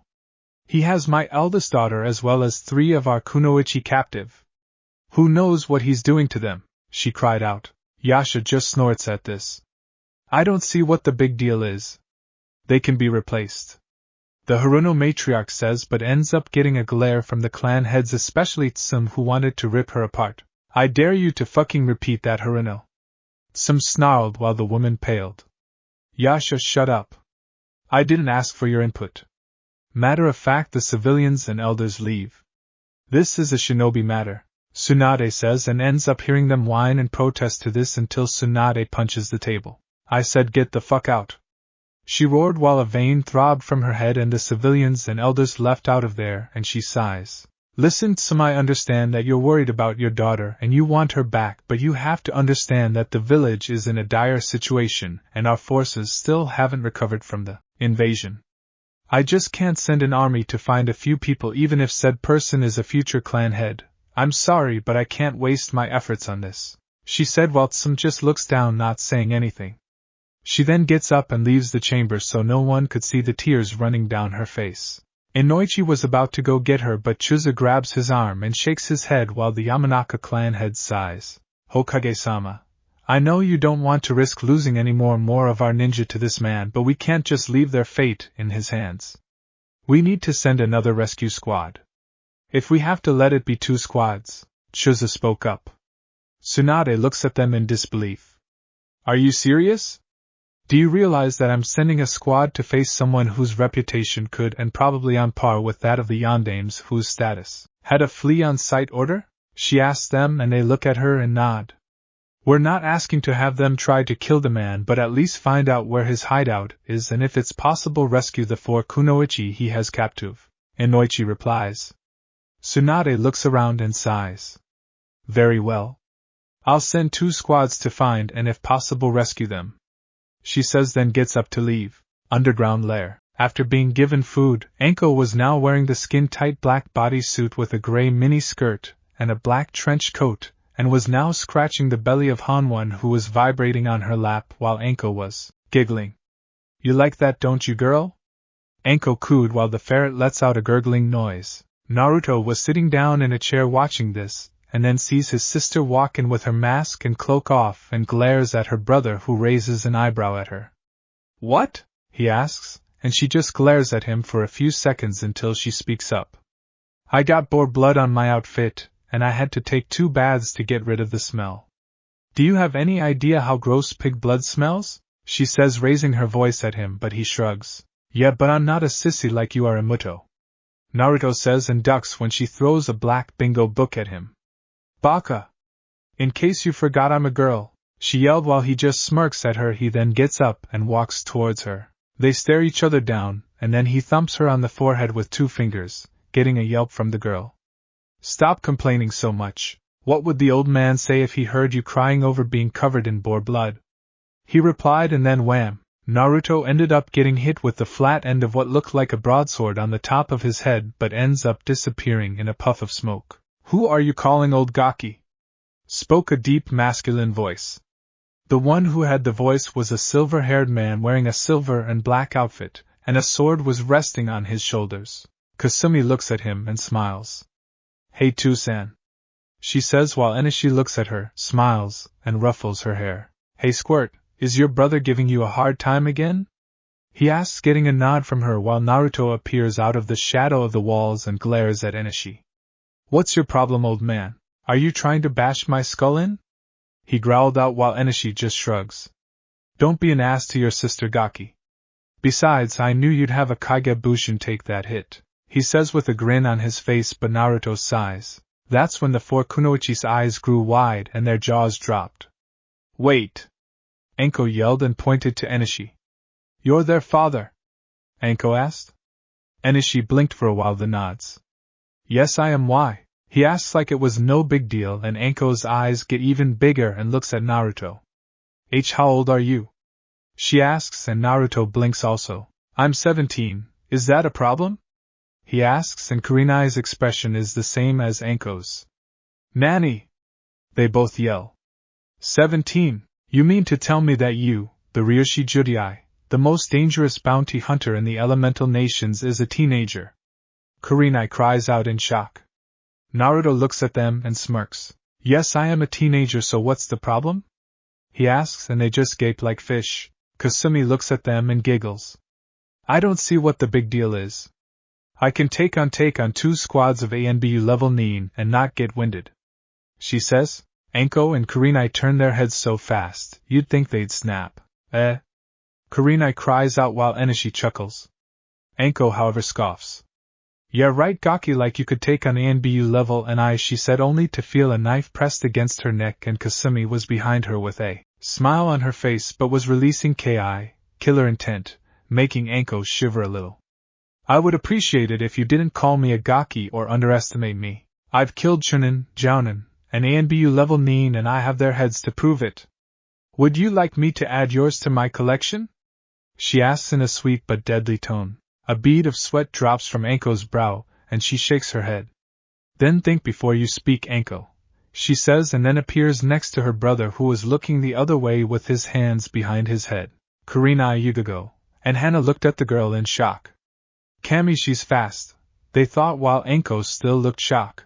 Konoha main gate. At the gate of Konoha, Team 11 and Team 9 along with Kakashi, Sakura, and Sai were at the main gate getting ready to rescue their comrades. Asuma was in front of them and spoke up. All right, listen up everyone, he ordered, and they did. We are going back to the jungles of Yuzuno Kuni to rescue 4 of our comrades from the Ryoshi Judai, he replied, getting shocked looks from everyone. Troublesome. Why is Hokage-sama sending us to face him? He's an going on SS-ranked mercenary. We may have him outnumbered, but not outmatched. I mean, you did say he was faster than you, Hatake, and Guy combined. Shikamaru replied, getting a shocked look from everyone, especially Lee, who looked at his sensei. Guy-sensei, is it true? Was he faster than you? The second spandex wearer asked, and Guy nods. Yes, he was Lee. It was my sixth sense and reflexes that kept me from sustaining any serious injuries. His speed was on par with mine, with my weights removed, as was his strength. I don't even think he was fighting us for real, he said, making the rookie's eyes widen, and Niji decided to speak as well. It's true. He took me down with only 2 hits, even though I attacked him from his blind spot. Chuji's eyes widen. So we're basically facing someone who's stronger and faster than our senseis? He asks, and Asuma nods while Shikamura muttered, troublesome. I'm gonna be honest with you. We're facing a hired assassin and hunter that make our ANBU and Hunter Neen look like amateurs. We have no idea what type of techniques he knows, so we have to stay on our toes with this guy. That, and he has a partner who could be on our level. We need to fight as a group and not get distracted by anything. One small mistake can result in all of us getting killed, he said in a voice that meant business. The rookies nodded while a few gulped. And one final thing. There are creatures in that place that none of you have ever seen, so be extra careful. Now let's move out. He orders, getting highs from them, and they move like blurs out of the main gate and head for Yuzu. Question is, will they all make it out of the place alive? Kurenai was currently helping Yuga go back into the bed, and Hana was currently sleeping with Beneheim sleeping on the end of her pillow. In the underground lair, the sound of swords clashing can be heard. Enko and Kasumi were in an underground dojo watching Naruto and Enishi engage in a kenjutsu battle. Enishi was using his claymore while Naruto was using his okatana. Sparks were flying everywhere as the two swordsmen performed a series of thrusts, slashes, and parries. Naruto does a horizontal slash at Enishi's chest, but he blocks it with the flat side of his sword, and he takes a swing at Naruto's head. The blonde ducks and ends up losing a few strands of hair. Enishi does a downward slash and Naruto rolls away. Naruto then lunges at the man and swings the okatana, and Enishi does the same. Their blades clash for a while, then they perform several slashes at each other, which were all met by cold steel. They clash one more time and were adding more strength to their weapons. Their blades grinded against each other, and the two warriors were grunting and staring each other down. The blades started to glow orange on the edges, and Naruto grins at the silver-haired man, who raises an eyebrow. Naruto then breaks the stalemate and pushes Enishi and the claymore back. He then kicks Enishi hard in the chest and sends him flying backwards and hitting the wall. The man lets out a grunt, and when he tries to move forward, a blade was pressed against his neck. Naruto was in front of him grinning. Enishi sighs and drops the claymore. I yield, kid, he says, and Naruto removes the blade from Enishi's neck and sheathes his sword. That now makes it score 72 to 68 with me ahead by 4? Naruto asks, and Enishi scoffs. Whatever, Gaki. Kasumi-chan, you're up next, he says. Kasumi nods and grabs her sword. Naruto walks out of the dojo with Anko following behind him. Naruto grabs a towel from a shelf outside and slings it over his shoulders, and wipes his face off with one end. Man, I've never seen a sword fight as awesome as that one. I'm willing to bet you're a sword master, right? Anko asks while Naruto nods. Yeah. You can thank Enishi and my Ka-san for that. They practically beat Kenjutsu into me. I got the scars to prove it, he said in a joking manner. Anko laughs at what he says. Too bad Higago missed it. She's been practicing swords play since she could walk, and I'm willing to bet if she wasn't still recovering, she'd challenge you to a duel, she said, getting a smirk from the blonde. I bet she would. There aren't any decent swordsmen out there except for a few I met. So what about you? Ever consider learning? He asks, and she shakes her head. I did at first, but due to my past I never got to learn, she said with a frown on her face. Naruto looks at her for a while and does the same. Let me guess, Konoha? He asks, and she lets out a sigh and nods. Yeah. Unfortunately, my so-called home turned against me when my former sensei decided to go rogue. Hell, what's even worse is that even most of my comrades minus Kurenai, Yugago, and Hana keep their distance from me like I'm a plague. Maybe I should have left when they banished the Uzumaki kid. Naruto raised an eyebrow at this. So you don't hold any love for your village? He asks, and she lets out a frustrating sigh. No, not after all the bullshit I had to go through. If I could, I'd throw this stupid headband on the ground and spit on it," she said, pointing to her forehead. "Then why don't you?" he asks, making her stop in her place and look at him like he was crazy. Naruto stops and looks back at her. "What?" Anko's face then gets serious.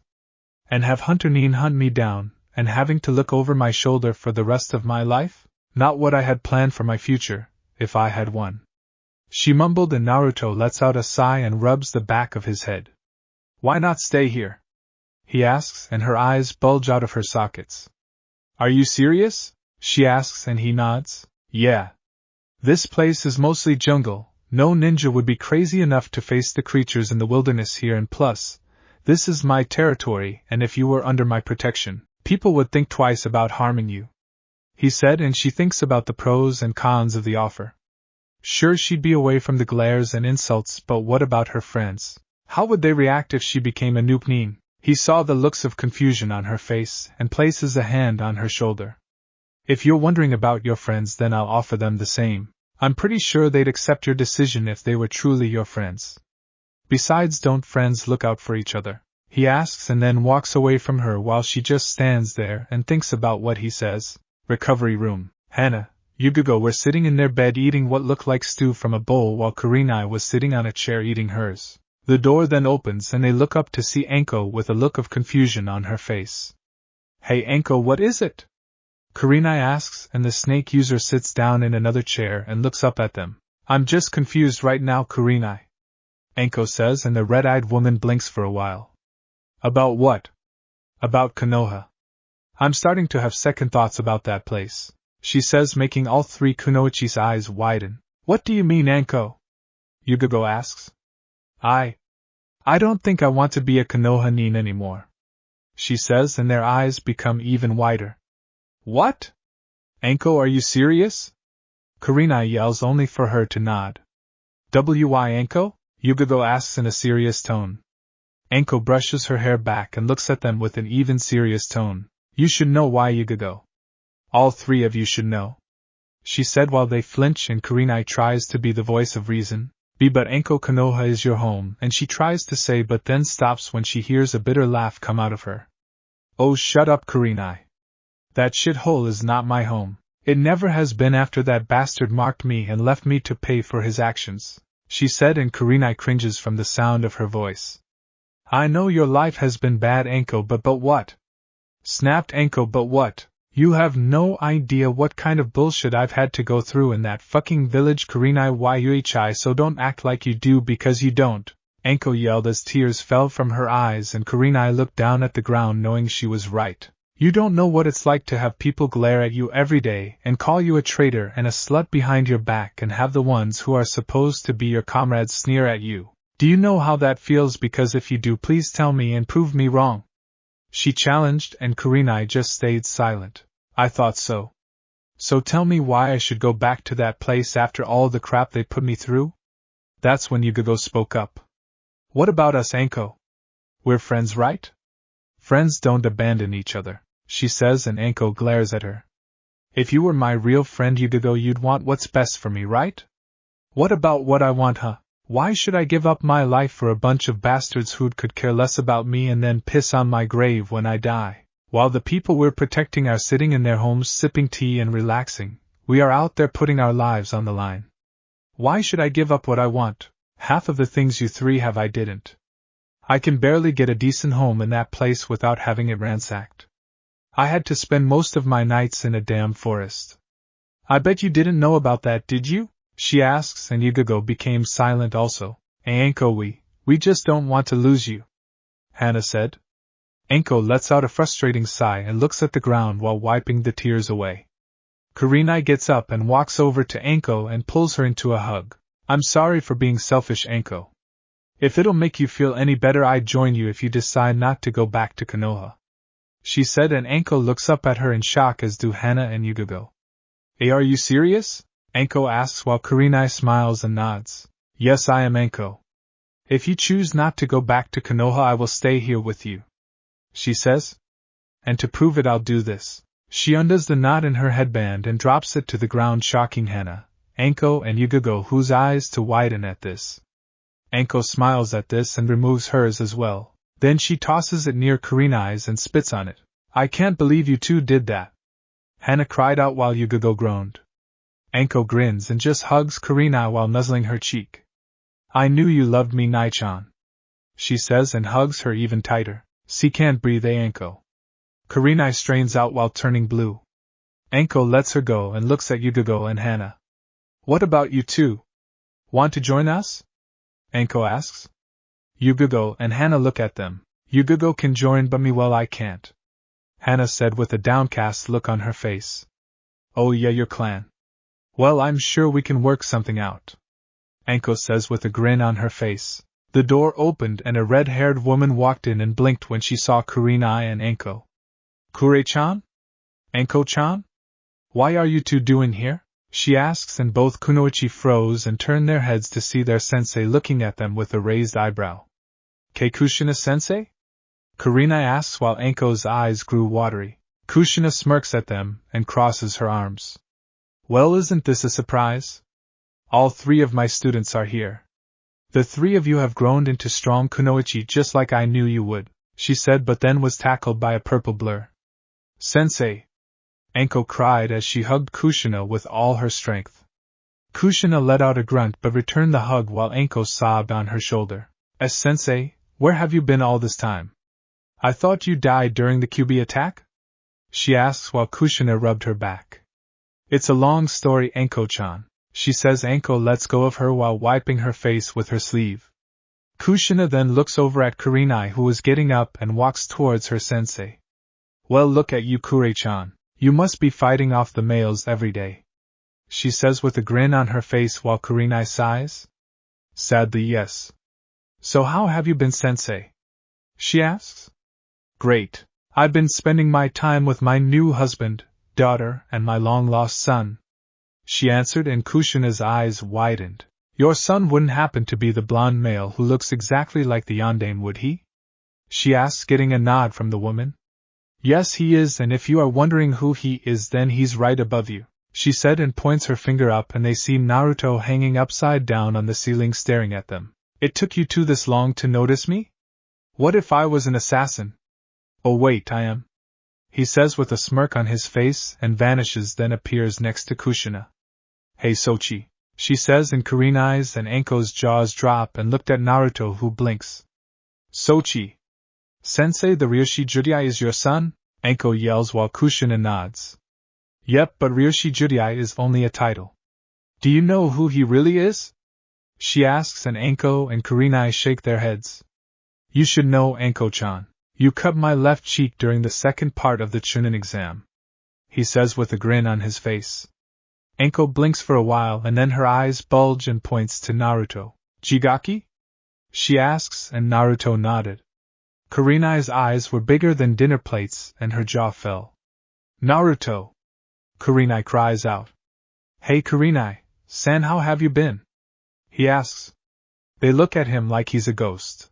Kurenai started to say something, but then Anko yelled out. What the hell happened to you, Gaki? You went from a loudmouth orange wearing shrimp to this, she says while Naruto looks at himself and shrugs. Meh, I hit a growth spurt when I turned 14. That, and I finally got to eat something other than ramen and expired food, he said while they flinch and curse Konoha.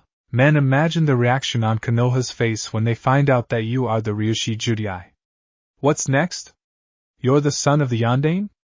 Anko asks with a cheeky grin on her face, while Naruto blinks and looks at her. Actually, I am, he says, and Kurenai's jaw drops. See? He's also the son of the yandere. Wait, what?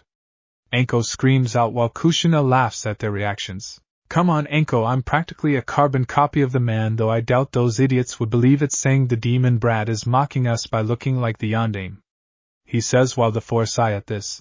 Don't even get us started on those civilians and elders on the council.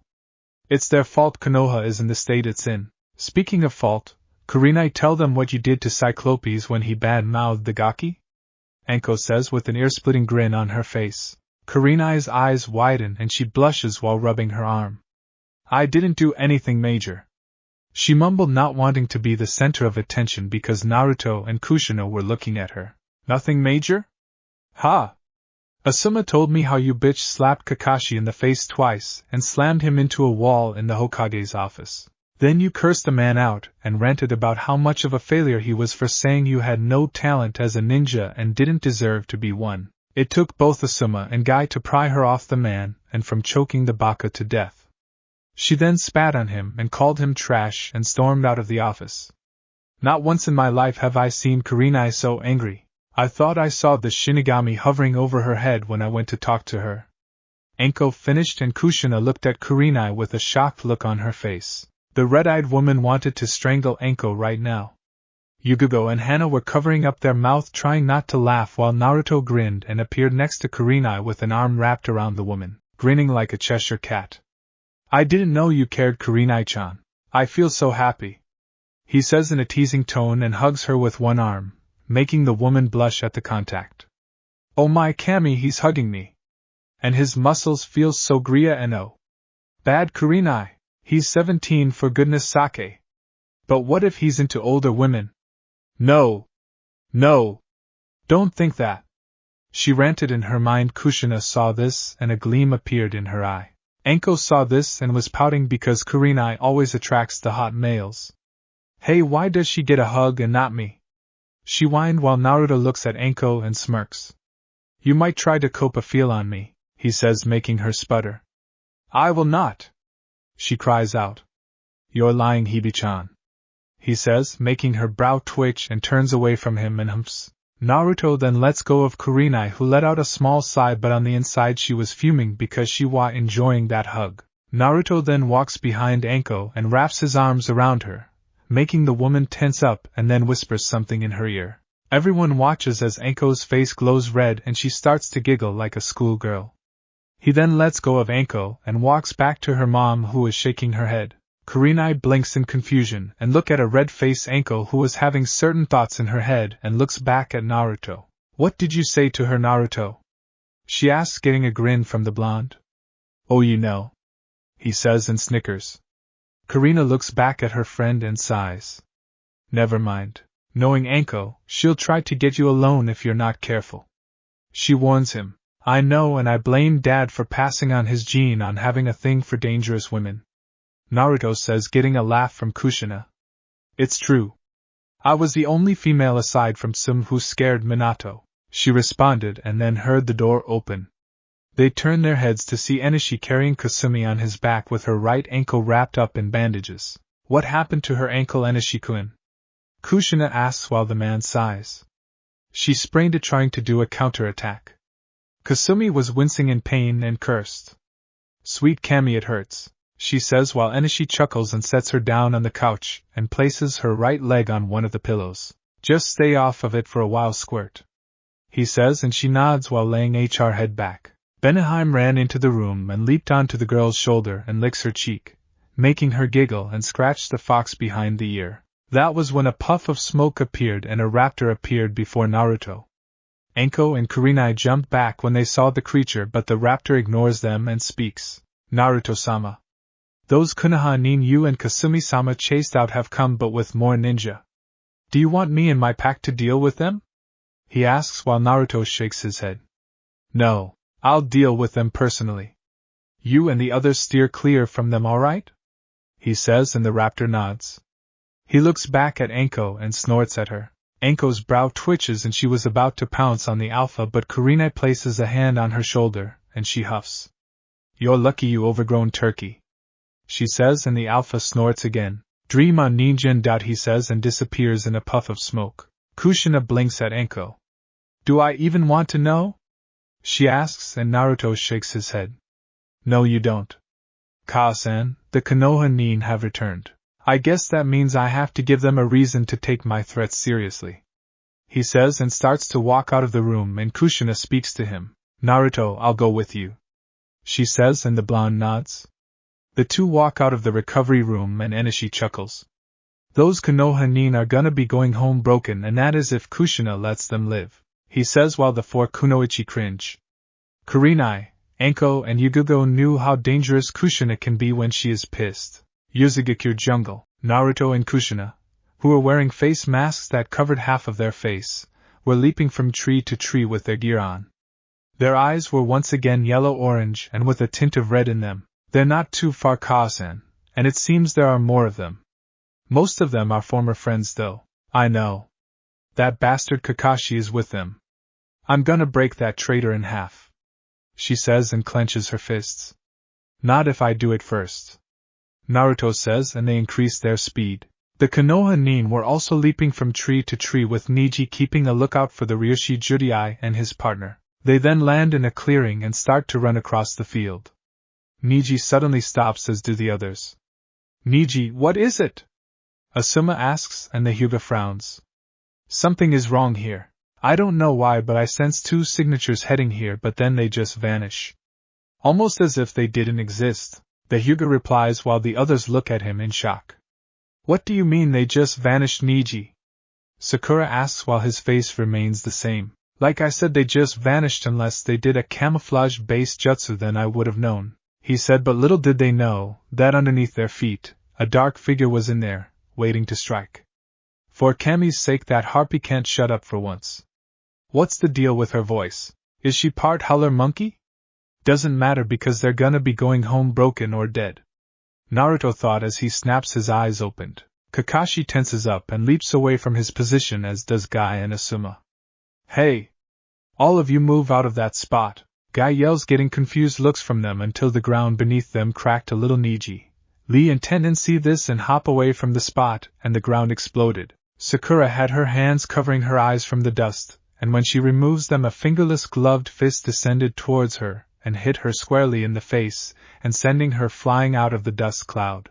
Asuma, Guy, and Kakashi saw this, and the pink-haired Kunoichi went skidding across the ground with a purple bruise on her face. They then heard more sound of punching and grunting and saw Ino, Kuji, and Shikamaru fly out also, hitting the ground with a thud. Chuji had his hand on his back. Ino was clutching her stomach in pain and Shikamaru was clutching his chest area. Lee, Niji, and Tenten appeared next to their downed comrades in a defensive position. You 4 okay? Tenten asks while Asuma helps Ino up, and Chuji does the same with Shikamaru. Ow, felt like I got hit by an angry bull, Ino says while Chuji nods. Yeah. It felt like my dad hit me only 10 times harder, he mutters. Sakura is helped up by Kakashi while rubbing her jaw. Kami, that hurt. I thought my head was gonna be knocked off of my shoulders, she says. When the dust clears, the rookie's eyes widen in surprise and fear as they look into the cold eyes of the man who had a flea on sight order. The Ryoshi Judai. Naruto stared at his former comrades, but his eyes turned icy when he saw Sakura and Kakashi. They were traitors who only cared about the Uchiha. The more he stared at them, the angrier he got, and it took all of his willpower not to kill them right here and now. Ino and Chuji gulped when they looked into his eyes, and a bead of sweat appeared on his face. Lee, Niji, and Tenten were nervous as hell. The man then started to speak up. Apparently the Hokage doesn't seem to take my threats seriously when I say I will reduce her forces if she doesn't keep her ninja on a leash. So tell me, Konoha nin, he says, and his eyes close. Should I kill you? He says, and the rookies cringe in fear. Or break you, he replies in a demonic tone as his eyes snap open once again, releasing Ki on the rookies, whose eyes widen in fear as they each saw visions of their own deaths. Then it died down and they were now sweating a little. That was when Guy spoke up. Sorry Ryoshi, but we were given orders to find and retrieve the 4 kunoichi you have in your custody, he said, and Naruto growled. And what was my answer last time? It was no, correct? Well, once again I'm saying no. Now we can do this the easy way or the hard way, he says while cracking his knuckles. The easy way is that you leave with your limbs intact. The hard way is that I make you leave or I kill you and send your bodies back to the Hokage. Pick wisely, he says in monotone. They all tense up. Meanwhile, in the tree branches not far from them, Sai was watching and pulled out an ink brush and scroll and opens the scroll. He's not aware that I'm in the tree. Now's my chance to catch him off guard, he says, and prepares to draw on it until. Catch who off guard? Asked a feminine but dark voice. Sai's eyes widen in shock, and when he turns his head slightly, he sees a red-headed masked female with yellow-orange tinted red slitted eyes crouching behind him. In the field, Asuma was about to speak up until they heard an explosion from the opposite side of the forest. The Konoha nin's eyes widen when they see Sai flying out of the dust cloud and landing onto a hilltop while skidding back a few feet. Kushina appears near his face, and before he could react he was kicked in the chest hard and was sent flying towards the Konoha nin. Chuji holds his hand up and it expands. Chuji catches the ink user and sets him down. Kushina appears next to her son and glares at the Konoha nin. How dare you scum enter our lands? Who do you think you are? She growled out while they cringe at her gaze. Kakashi spoke up. We are here to, he said, but was cut off. I wasn't talking to you, trash, so shut up. She growled and glared at Kakashi. The Cyclops' fingers twitch at being called trash by this redhead. I thought my partner made it clear to your leader to keep you fools in check, she says and reaches for the hilt of her blade.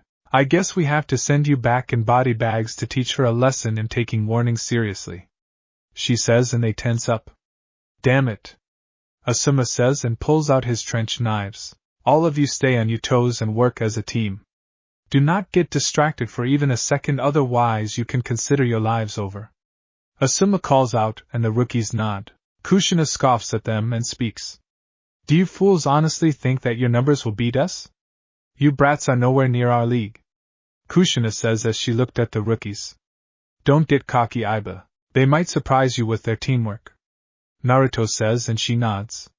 The Konoha nin and the hunters stare each other down. Suddenly the two of them vanish in a blur. Kakashi tries to pull his headband up to reveal his Sharingan, only to get punched in the chest by the Ryushi Judai and sent skidding backwards. Sai pulls out his Tanto and swings it at the hunter's head, but he ducks from the slash and spears the pale root in the solar plexus with his shoulder, making the ink user cough out in pain. Naruto grabs him by the back of his shirt and then flings him into Ino, who barely dodges the flying body. He then appears by her side, palm strikes her in her bare torso. Ino gasps out but then ducks from a roundhouse kick, but the blonde spins and leaps over her to avoid being caught in Shikamaru's Kagame no Jutsuan. The Nara curses. He then sees a round object heading for him at high speed. Naruto dodges the rolling human boulder, and Chuji turns his body and heads for Naruto again. Naruto smirks and his hand glows blue and charges at the Akimichi. He then cocks his fist back, and when he launches his fist at him, he punches the rolling ninja hard and sends him flying into the air and in a lake, making a large splash. Chuji, Ino cries but then is kicked in the back by Ryushi and she crashes into Shikamaru, who went tumbling backwards. Pathetic, he says, and sees Kushina duck from a slash attack from Asuma's trench knife and plants her hand on the ground, lifts her body and pushes her feet forward, performing a mule kick into the man's torso and sends him flying. Niji and Lee try to flank her and strike her blind spots, only for the redhead to intercept Lee's fist and leap over Niji's and avoid his palm strike to her head. She grabs his arm and when she lands, twists it and then grabs the back of his collar. She sees Tenten head towards her with a bow in her hand while twirling it. Kushina spins around twice with Niji and flings him towards Naruto, who roundhouse kicks him in the jaw, making his body twirl into the air and crashes into the ground. He then sidesteps an incoming punch from Sakura and knees her in the gut. The pink-haired weakling keels over and gets backhanded in the face by Naruto. Weakling, he says, and blocks a kick from Guy. The man then launches a right hook to Naruto's face and Blonde avoids it. Naruto cocks his fist back and sends it towards Guy's skull, but he ducks and does a sweep kick at Guy's feet. The spandex wearer leaps over the attack and performs an axe kick and brings it down on Naruto's head. Naruto rolls to the left, and Guy's attack creates a small crater. Naruto wastes no time, jumps into the air and performs aerial kick angled downwards at Guy and ascends towards the man at an incredible speed. Guy sees it and barely manages to avoid the impact. A cloud of dust and debris rises into the air, and the ground shakes a little. Naruto then appears out of the dust clouds and charges at Guy full speed. Guy does the same and engages Naruto in high-speed taijutsu fight. Kushina was blocking and parrying Tenten's attacks with her katana while the weapon's mistress was performing a series of swings and thrusts. Kushina avoids two strikes which go for her head and leaps over her and lands behind her. She then lands and swings her sword down at her, but Tenten blocks it with her bow staff and Kushina smirks under her mask. Well, at least some of the kunoichi in Konoha have skills. she says, and Tenten narrows her eyes. What's that supposed to mean? She asks, and Kushina tilts her sword up and flings the bow staff away. She then sends a kick towards Tenten, who does a series of back flips and lands back on her feet. Oh please, half of the kunoichi that are your age are a joke. They care more about their looks, she starts to say, until Sai tries to roundhouse kick her from behind, and the kunoichi ducks as the attack passes, and she strikes him with a chakra-enhanced kick in the torso, sending him flying backwards and into a large rock. Then they do their training. Why are you not like the other two? She asks, and Tenten glares at her. Don't you dare put me in the same category as those two. She pulls out a scroll and summons a katana out of it.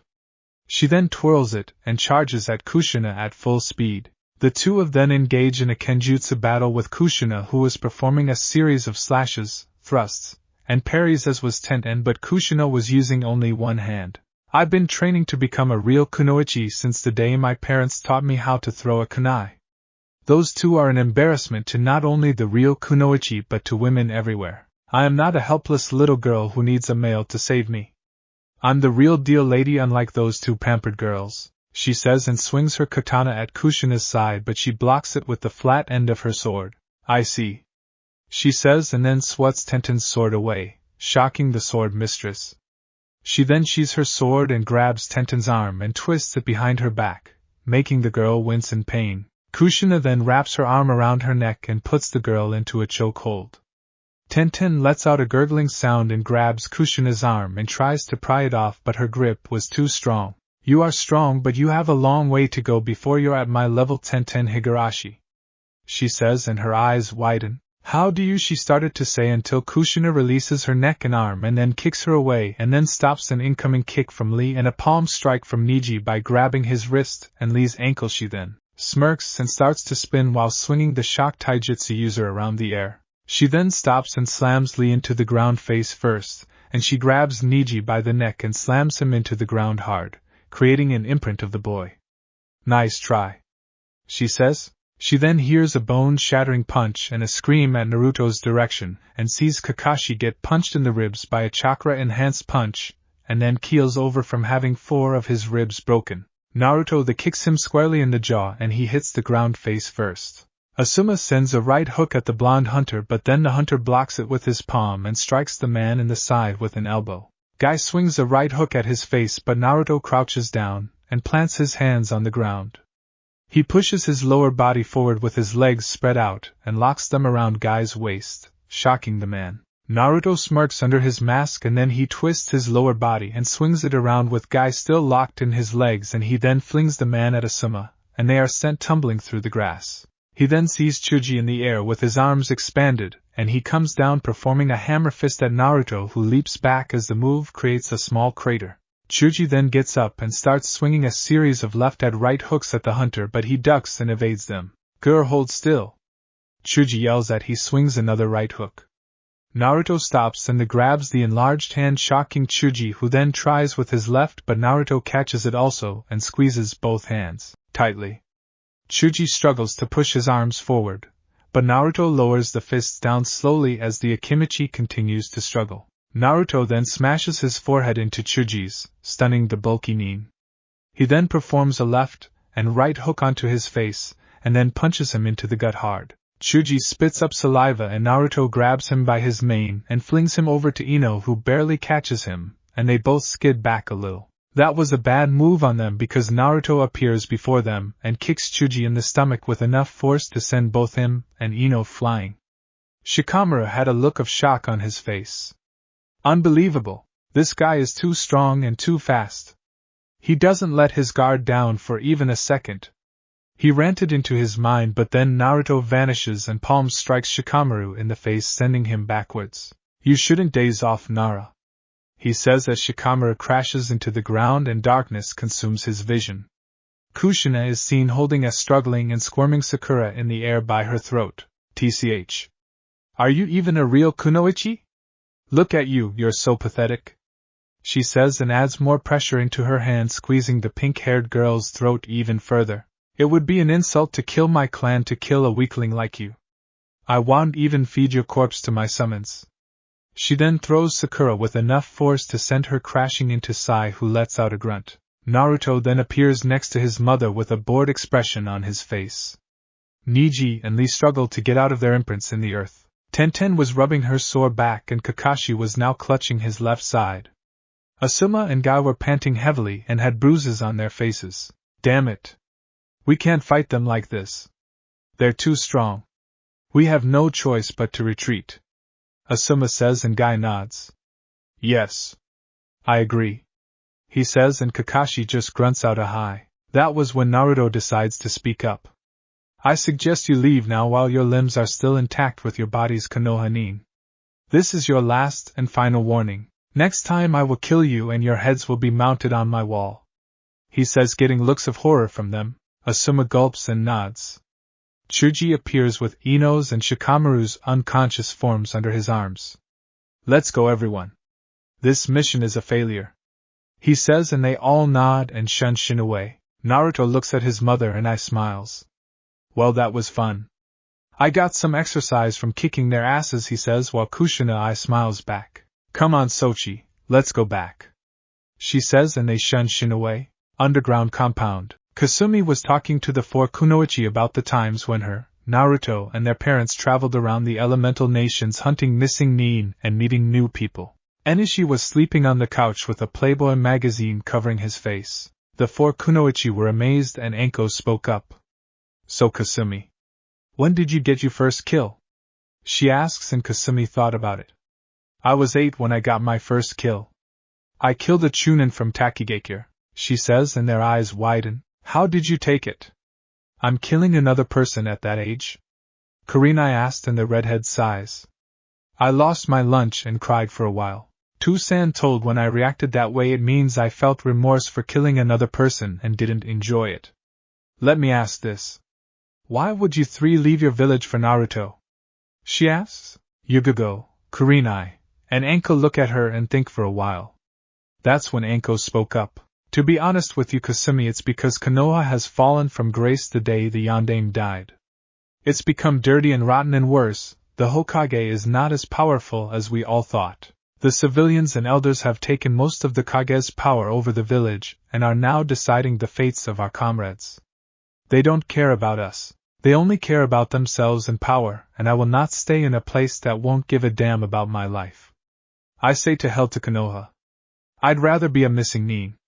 Anko answers. Kurenai and Yugogo nod at her response while Hana sighs. I wish I can join you, but then I'd be a disgrace to my clan. I don't know what to do. Hana says that was when Naruto walked in with his gear off, as did Kushina. She sees Enishi snoring on the couch with a magazine on his face. She looks at it, and her eye twitches. She then walks over to the silver-haired man and removes the magazine from his face.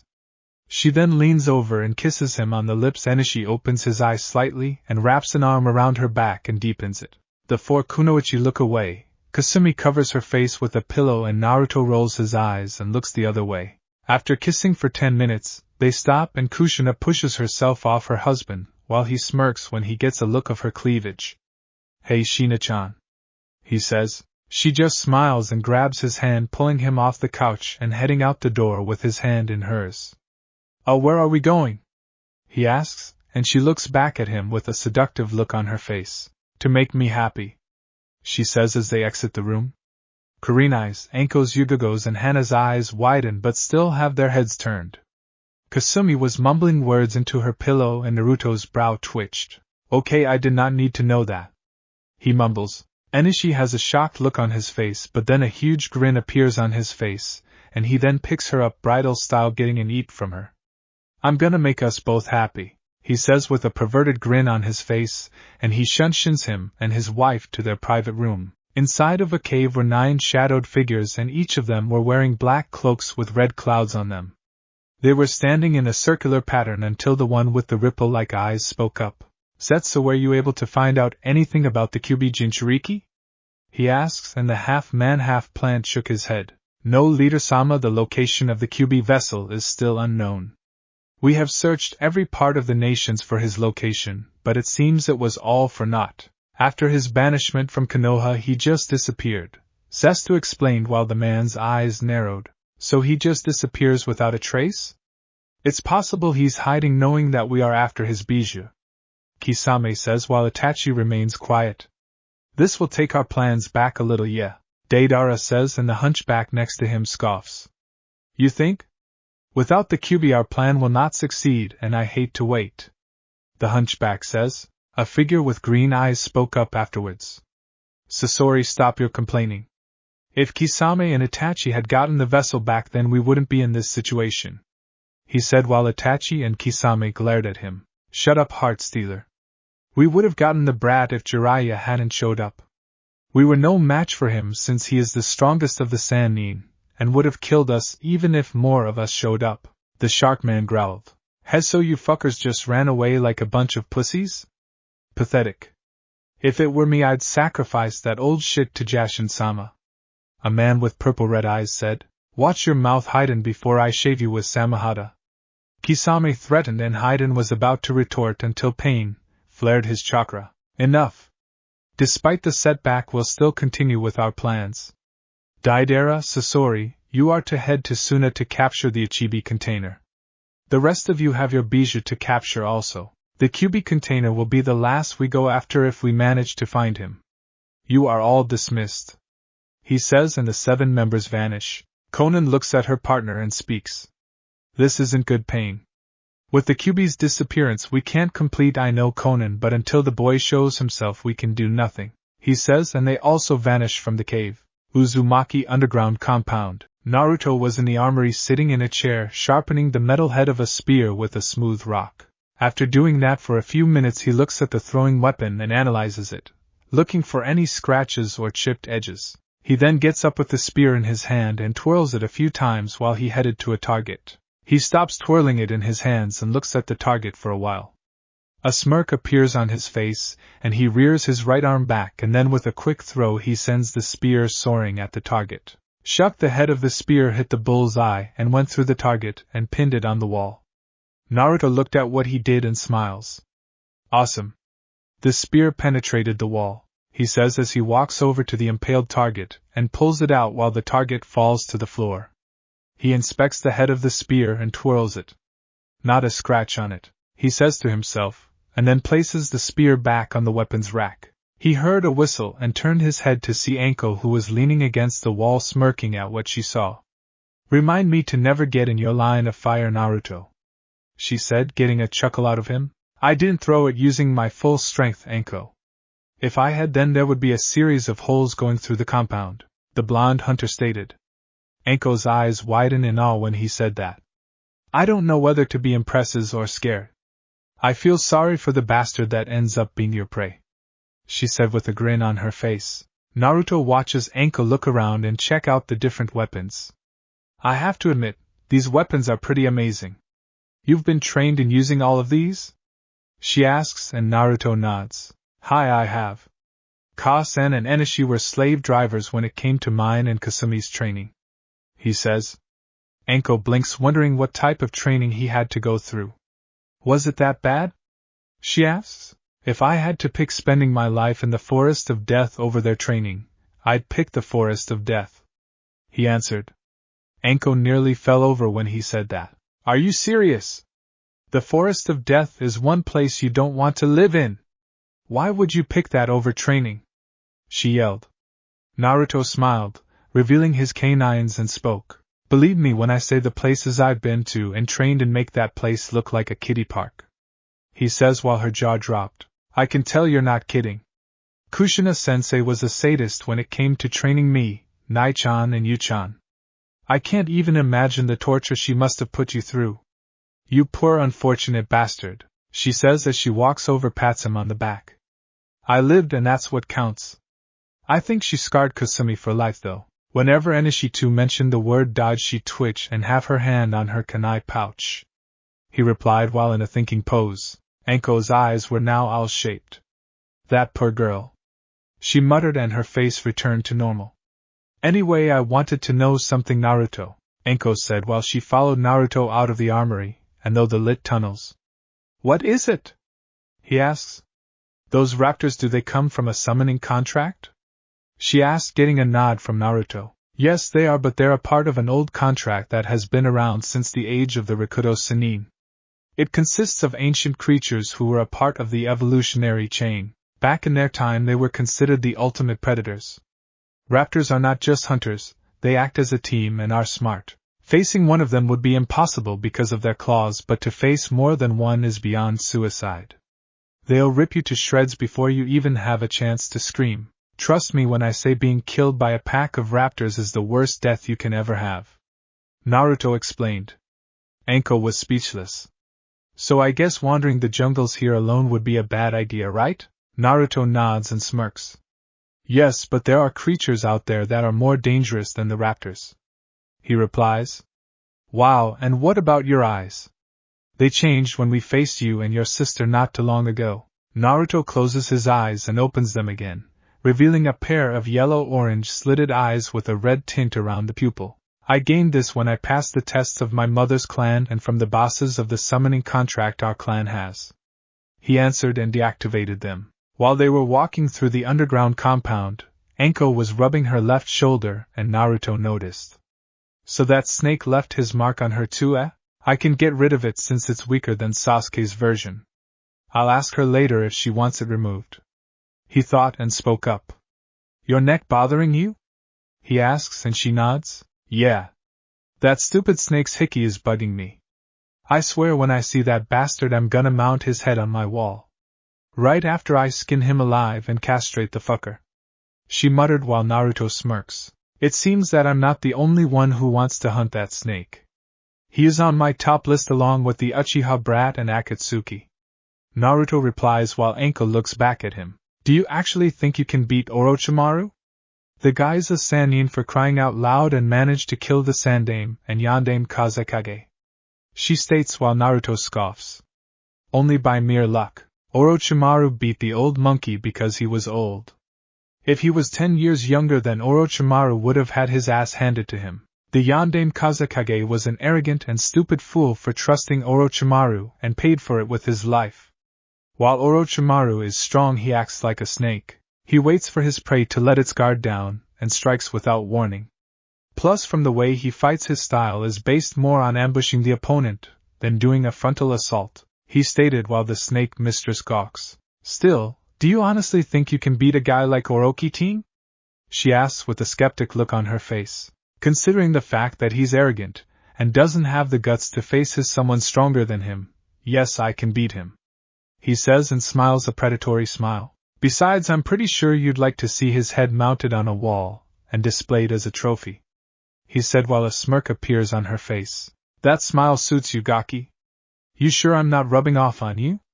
She asked in a teasing manner while he snorted. Please. More like my roommate rubbed off on me. He muttered and he swore that Benheim was grinning like crazy while wagging her tails in his mindscape. Anko blinks a couple of times and shrugs. Whatever. So what else do you have to do around here besides train and hunt? She asks. Aside from that and traveling around the countries and gaining bounties, nothing. I've been to almost everywhere in the elemental nations so there's not much to do except visit some friends I made and take job offers from daimyos and company owners. Heck, they even offered me their daughters' hands in marriage as payment, and I kindly declined but, let's just say said daughters woke up happy the next day. He said wiggling his brows and Anko gawked. You mean to tell me that you, damn Gaki you must have balls of steel to screw their daughters behind their backs? She said with a cheeky grin on her face. Naruto looks at her but then smirks. I didn't. They offered themselves as payment with their fathers agreeing to it. He said causing her to face fault but get up with a blush on her face. What? Anko's voice echoed through the labyrinth. Kasumi was helping Yugao using physical therapy by helping her stretch and Kurenai was doing the same with Hana until they heard the yell and the red-eyed beauty sighed. Why can't she ever be silent for once? Kurenai mumbled while Kasumi giggled. That's nothing. You should see Naruto and I and Tusan go at it. Their voices could wake the dead and kill them again. She said. Yugao smiled and Hana giggled. The Inuzuka heiress noticed a red tattoo with a yellow outline on her shoulder and spoke up. Hey Kasumi, is that a tattoo on your shoulder? She asks, getting the other's attention. Kasumi blinks and looks at her shoulder. Yeah, but it's more like a tribal marking than a tattoo, she said. Can we see it? Yugogo asks and the girl nods. Kasumi then turns around and grabs the back of her shirt and lifts it, revealing 3 red marks which ended diagonally at the end of the right side of her torso. They also noticed some faded scars on her back and torso area. Hana's eyes widen as she looked at the tattoo. Does this represent your rite of passage, Kasumi? She asks. The redhead turns her head and nods while pulling her shirt down. Yes, it does. It's a symbol in the Uzumaki clan that states that I am an adult in the eyes of my clan. Naruto and I has one also, but his is a different color, she explained. We gained this by passing the clan test. It's not easy and doing it can cost you your life. Most of our clansmen died trying to pass this test, she explained, getting wide eyes from them. And those faded scars. Are they proof of your test? Kurenai asked, getting a nod from the girl. Yes, most of them are from the test, but the rest are from hunting, she said. No kidding, said a masculine voice behind Kurenai. The Genjutsu mistress jumped back and turned around only to see Naruto with Anko standing beside the blonde hunter. Please don't do that, she said, getting a raised eyebrow from the blonde hunter.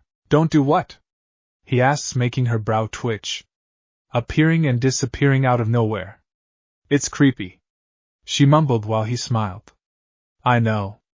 I just like messing with you, he stated, making her huff up and fold her arms against her chest while the other 3 giggled until Kasumi spoke up. Hey Nissen, show them your tattoo, Kasumi said with a grin on her face, making Naruto's eye twitch.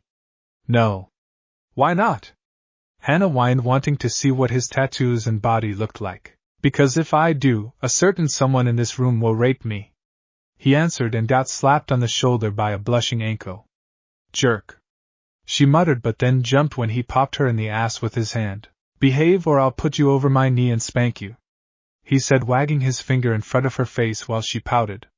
Fine, I'll behave, Mine, she said, turned away. Kurenai was goggle-eyed when he saw how he was taming Anko. How do you keep her under control like that? She asked while Kasumi giggles and speaks up. Naruto can tame just about any dangerous creature in the jungles here. If he can deal with them, then dealing with your friend is not a difficult task, she answered. Naruto looked at Hana and Yugogo and spoke up. So how is your recovery going? He asked the 2. Fine. My ribs are close to recovering, but it hurts to bend and stretch, so Kasumi-chan is helping me using physical therapy, Yugogo answered, and Hana nodded. Same here. I only have minor headaches now, she responded. I see. That's good to hear you're both recovering well. You should fully recover in a couple of days, just be sure not to strain your bodies, he says, and they nod. Kurenai and Anko go and help Hana up. Naruto walked over to Yugogo, who blinked but then eeps when he scoops her up in his arms and held her bridal style in his arms. Said female Umbu had a small blush on her face while Anko, Kurenai, and Hana glared at them while he carried her to the bed and gently placed her down on it. Thank you, Naruto-kun, she said. No problem, Yugogo-chan, he said while Hanwon leaped onto the bed and curled up into Yugogo's lap and yawned. Naruto blinks and looks at the ferret. Hanwon, where have you been? He asks. Hanwon looks at him and squeaks, making Naruto chuckle and stroke her ear. You should really stay out of Enishi's secret stash. He'll turn you into a scarf or pelt if he catches you, he says, until they hear a loud voice. Damn it, Naruto, keep that weasel out of my jerky stash or I'll turn her into a scarf, the silver-haired merc yelled, making Naruto and Kasumi snicker. Honestly, Tusan should know he can't hide anything from Hanwon. She can find and steal anything she can get her paws on, the redhead said while Naruto went over to carry a blushing Hana over to her bed and gently placed her down while Anko and Kurenai fumed for a while. Ano. Naruto-kun? Hana says, and Naruto looks at her. Yes? He asks. Do you think it'll be possible for you to send a letter to my Ka-san about my well-being? I'm pretty sure she's worried sick about me, she asks while Naruto thinks about it and nods. Sure, I'll send her one via summon. It's the least I can do since your mom let me hide in the cabins near your clan's compound when I was younger, he said, getting a smile from her. Thanks, Naruto-kun, she says, and he smiles back. You're welcome. he says and walks over to the table and pulls out a small scroll with an ink brush and ink, opens it, and starts to write in it. A few seconds later he seals it back up, bites his thumb and places it on the ground. Kuchioshi, he says, and in a puff of smoke, a green and yellow monitor lizard with yellow slitted eyes appeared. You summoned me, Naruto-sama? The lizard asks, and the blonde nods. Yes, I need you to take a whiff of the girl with the tattoos on her face's scent, and take this letter to Konoha to Utsum Inuzuka. He orders and holds the small scroll in front of the monitor's face. Said reptile grabbed the scroll and swallows it before dispersing. Well then, I think I'll go visit Gaara and see what he's been up to, he says, making the 4 females blink in confusion. Gaara? The Godame Kazakage? Kurenai asks, and Naruto nods. Yep, I happen to be on good terms with him after that ass-kicking I gave him a few years back. Heck, I even assist some of his Hunter Nin and ANBU in missions. Hey sis, you wanna go to Suna? He asks, with his answer being a groan. No, but you'll just drag me with you, right? She asks, getting a nod and evil smirk from her brother. Damn it. I really don't like traveling to Suna. I hate sand. Do you know how uncomfortable sand is when it gets into certain parts of your body? I hate it. That's why I stay away from the desert. She mumbled. Suck it up, you big baby. Don't complain just because you end up getting sand in your trousers and walk around funny, he said, but then ducks when a chair flies past his head and shatters into pieces when it hits the wall. Shut up. You didn't have to say that out loud, you ass. She yelled with her face as red as a tomato. I'm your big brother, sis.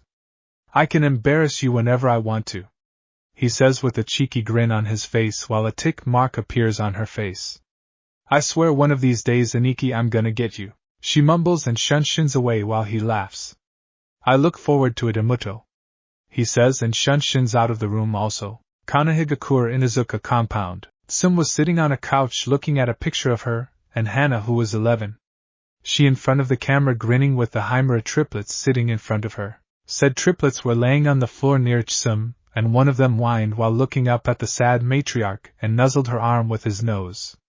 She looks down and smiled sadly. I know. I miss her too, she says. Kiba walks into the room limping due to the fact that Kasumi struck him hard in the nuts with her kick and had to be on temporary leave. Kiba, however, was pissed and embarrassed because of what happened. Damn that female hunter. She didn't have to kick me that hard, he muttered as he walked back up the stairs, but yelped when he tripped on one step and fell.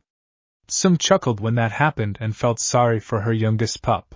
Hopefully he hasn't lost the chance to have kids from that kick, she says, making Kuramaru, who was sleeping on the couch, snorted. That was when a puff of smoke appeared in front of Tsum, making her, the triplets, and Kuramaru spring up and prepare to fight whatever came out of the smoke. When it clears, they see a monitor lizard looking up at them and blinks a few times. Tsum Inuzuka, he says, making her blink a few times. Yes? The matriarch asks. I have a message from the Ryushi Judai about your daughter Hana Inuzuka, he answered. Her eyes widened and had a look of worry in them. What about my daughter? Tell where he has her now, or I swear I'll turn you into a wallet and feed your remains to my partner, she demanded while Kuramaru growled. The monitor lizard flicks his forked tongue and tilts his head. No need for threats, Tsum-san, I'm just a messenger, he says politely, and his neck expands, and when he opens his mouth, a scroll comes out and lands in front of Tsum. That scroll will tell you everything, Tsum-san, he says, and disappears into a puff of smoke. Tsum picks up the scroll and carefully unrolls it, praying that her daughter's remains weren't in the scroll, but to her shock it was a letter, and started to read it. Tsum Inuzuka, in case you're wondering, this is the Ryushi Judai, and before you freak out, I'm informing you that your daughter is safe and sound. She is currently recovering and will be able to head back to Konoha in less than a week.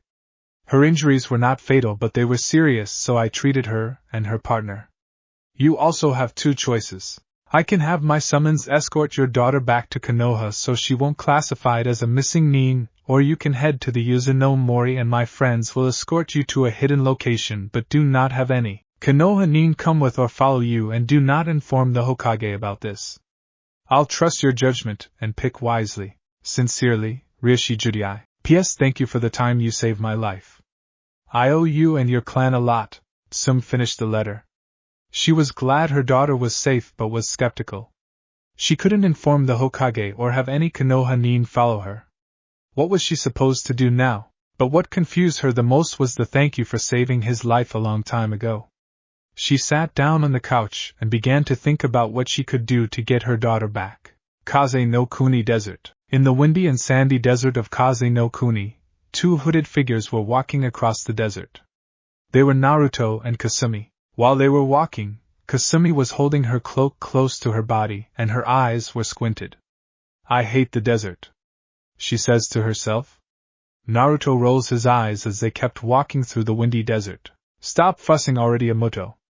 I already told you that we can't summon because it'll cause unwanted attention for us," he stated while she mumbled, "I hate the desert." Naruto just rolled his eyes as they continued on to their destination. Front gates of Sunagakure. At the front gates of Sunagakure, two Chunin Suna were leaning against the wall looking up at the sky with bored expressions on their face. "This is so boring. Why did Kazekage-sama put us on gate duty?" the one on the left asks while the one on the right side shrugs. "Who knows and cares? It's better than having to do patrol around the borders. I heard there was gonna be a major sandstorm coming soon," he said. "Oh yeah, that's right. Poor bastards are gonna be caught in it. Now I'm glad I'm not doing border patrol, Keiji," he said, getting a nod from the other Chunin.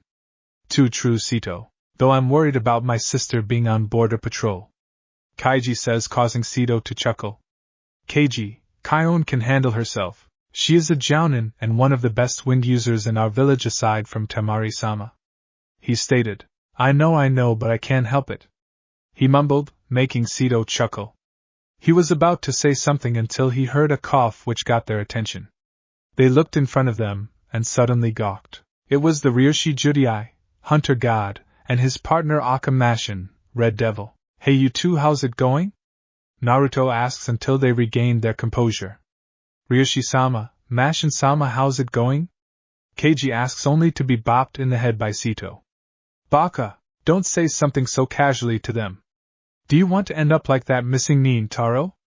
he yelled at his partner, who paled. Naruto saw this and laughed. "Hey now, no need for formalities.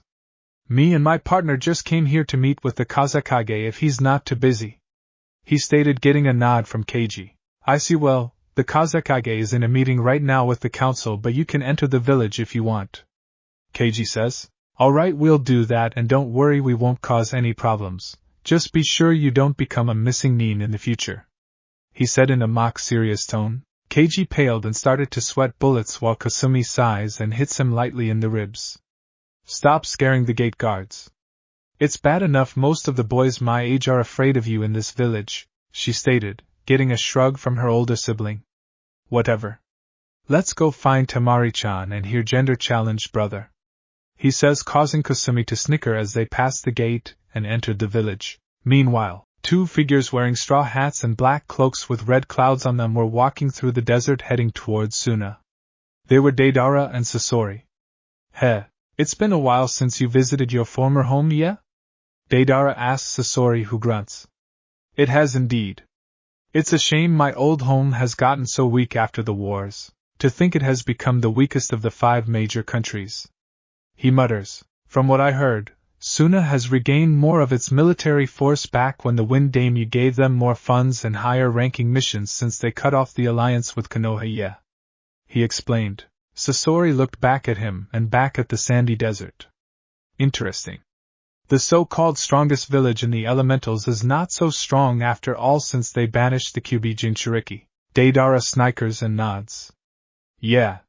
From what I heard, the kid was a major influence in several countries. The leaders weren't very happy with that, and cut off trades and alliances with them. Heh, Anokiaji must have had a field day when he heard about that," he says with a grin on his face. Sasori rolled his eyes at his partner. "Deidara. What is it?" the blonde bomber asks. "Have you heard the rumors about a merc who goes by the name Ryoshi Judai?" he asks, making Deidara stop in his tracks and look at Sasori. "Yeah, I have, but I thought he was just a myth. Rumor has it that he's never lost a bounty or failed a mission he was given. He also leaves behind the mangled bodies of his victims at the country borders with their heads gone. The way people talk about him, they make him sound like he's the Shinigami born of flesh and blood. Yeah, he answered. Correct. I heard that he has a flea on sight order in the bingo book by IWA, Kusa, and AIM. It is said that his skills rival that of Hanzo the Salamander, who was able to defeat the 3 Sannin. Deidara almost fell when Sasori said that. Stronger than Hanzo? No way. The only one who could match Hanzo and live would have been either the late Shiroi no Kiba or the Sandaime Hokage. I wonder why Leader-sama hasn't tried to recruit him. Deidara asks. Simple, you baka. If the man has a flea on sight order and is considered to be more dangerous than the Kiroi Senka, would you approach him? Plus, after completing his missions he vanishes. No one knows where lives. They say he's a ghost who comes and goes, not leaving a trace of himself behind. He stated. Wow. I heard he keeps his victims' heads as a trophy. Hopefully we won't be facing him in the future. I sure as hell don't want my head on his mantle. He said. I'll gladly do it for you if you don't hurry up. We have a tanuki to catch and you hate to wait. The blonde IWA Nin said mockingly, only to duck to evade a mechanical scorpion-like tail. You're pushing your luck, brat. He snarled as they continued on to their destination. Naruto and Kasumi were in a dango's shop eating some dango and soup when Naruto paused for a moment. Kasumi saw this and spoke up. What is it, Aniki? She asks. I don't know, but I have a feeling something is gonna happen soon, and it's not a good thing. He said. Kasumi frowned and nodded. She knew whenever Naruto paused to do something and had a bad feeling it was something serious. I see. Was all she said, and they continued to eat, knowing that a storm was gonna hit soon, and it's not a thunderstorm. Thanks for watching this video. You really enjoy this video. Like, subscribe, and comment down below, and turn on that bell notification. Don't forget to support and follow Namike09 for writing that awesome fanfic, and also make sure to comment on this story, link in the description. See you in the next video. Goodbye.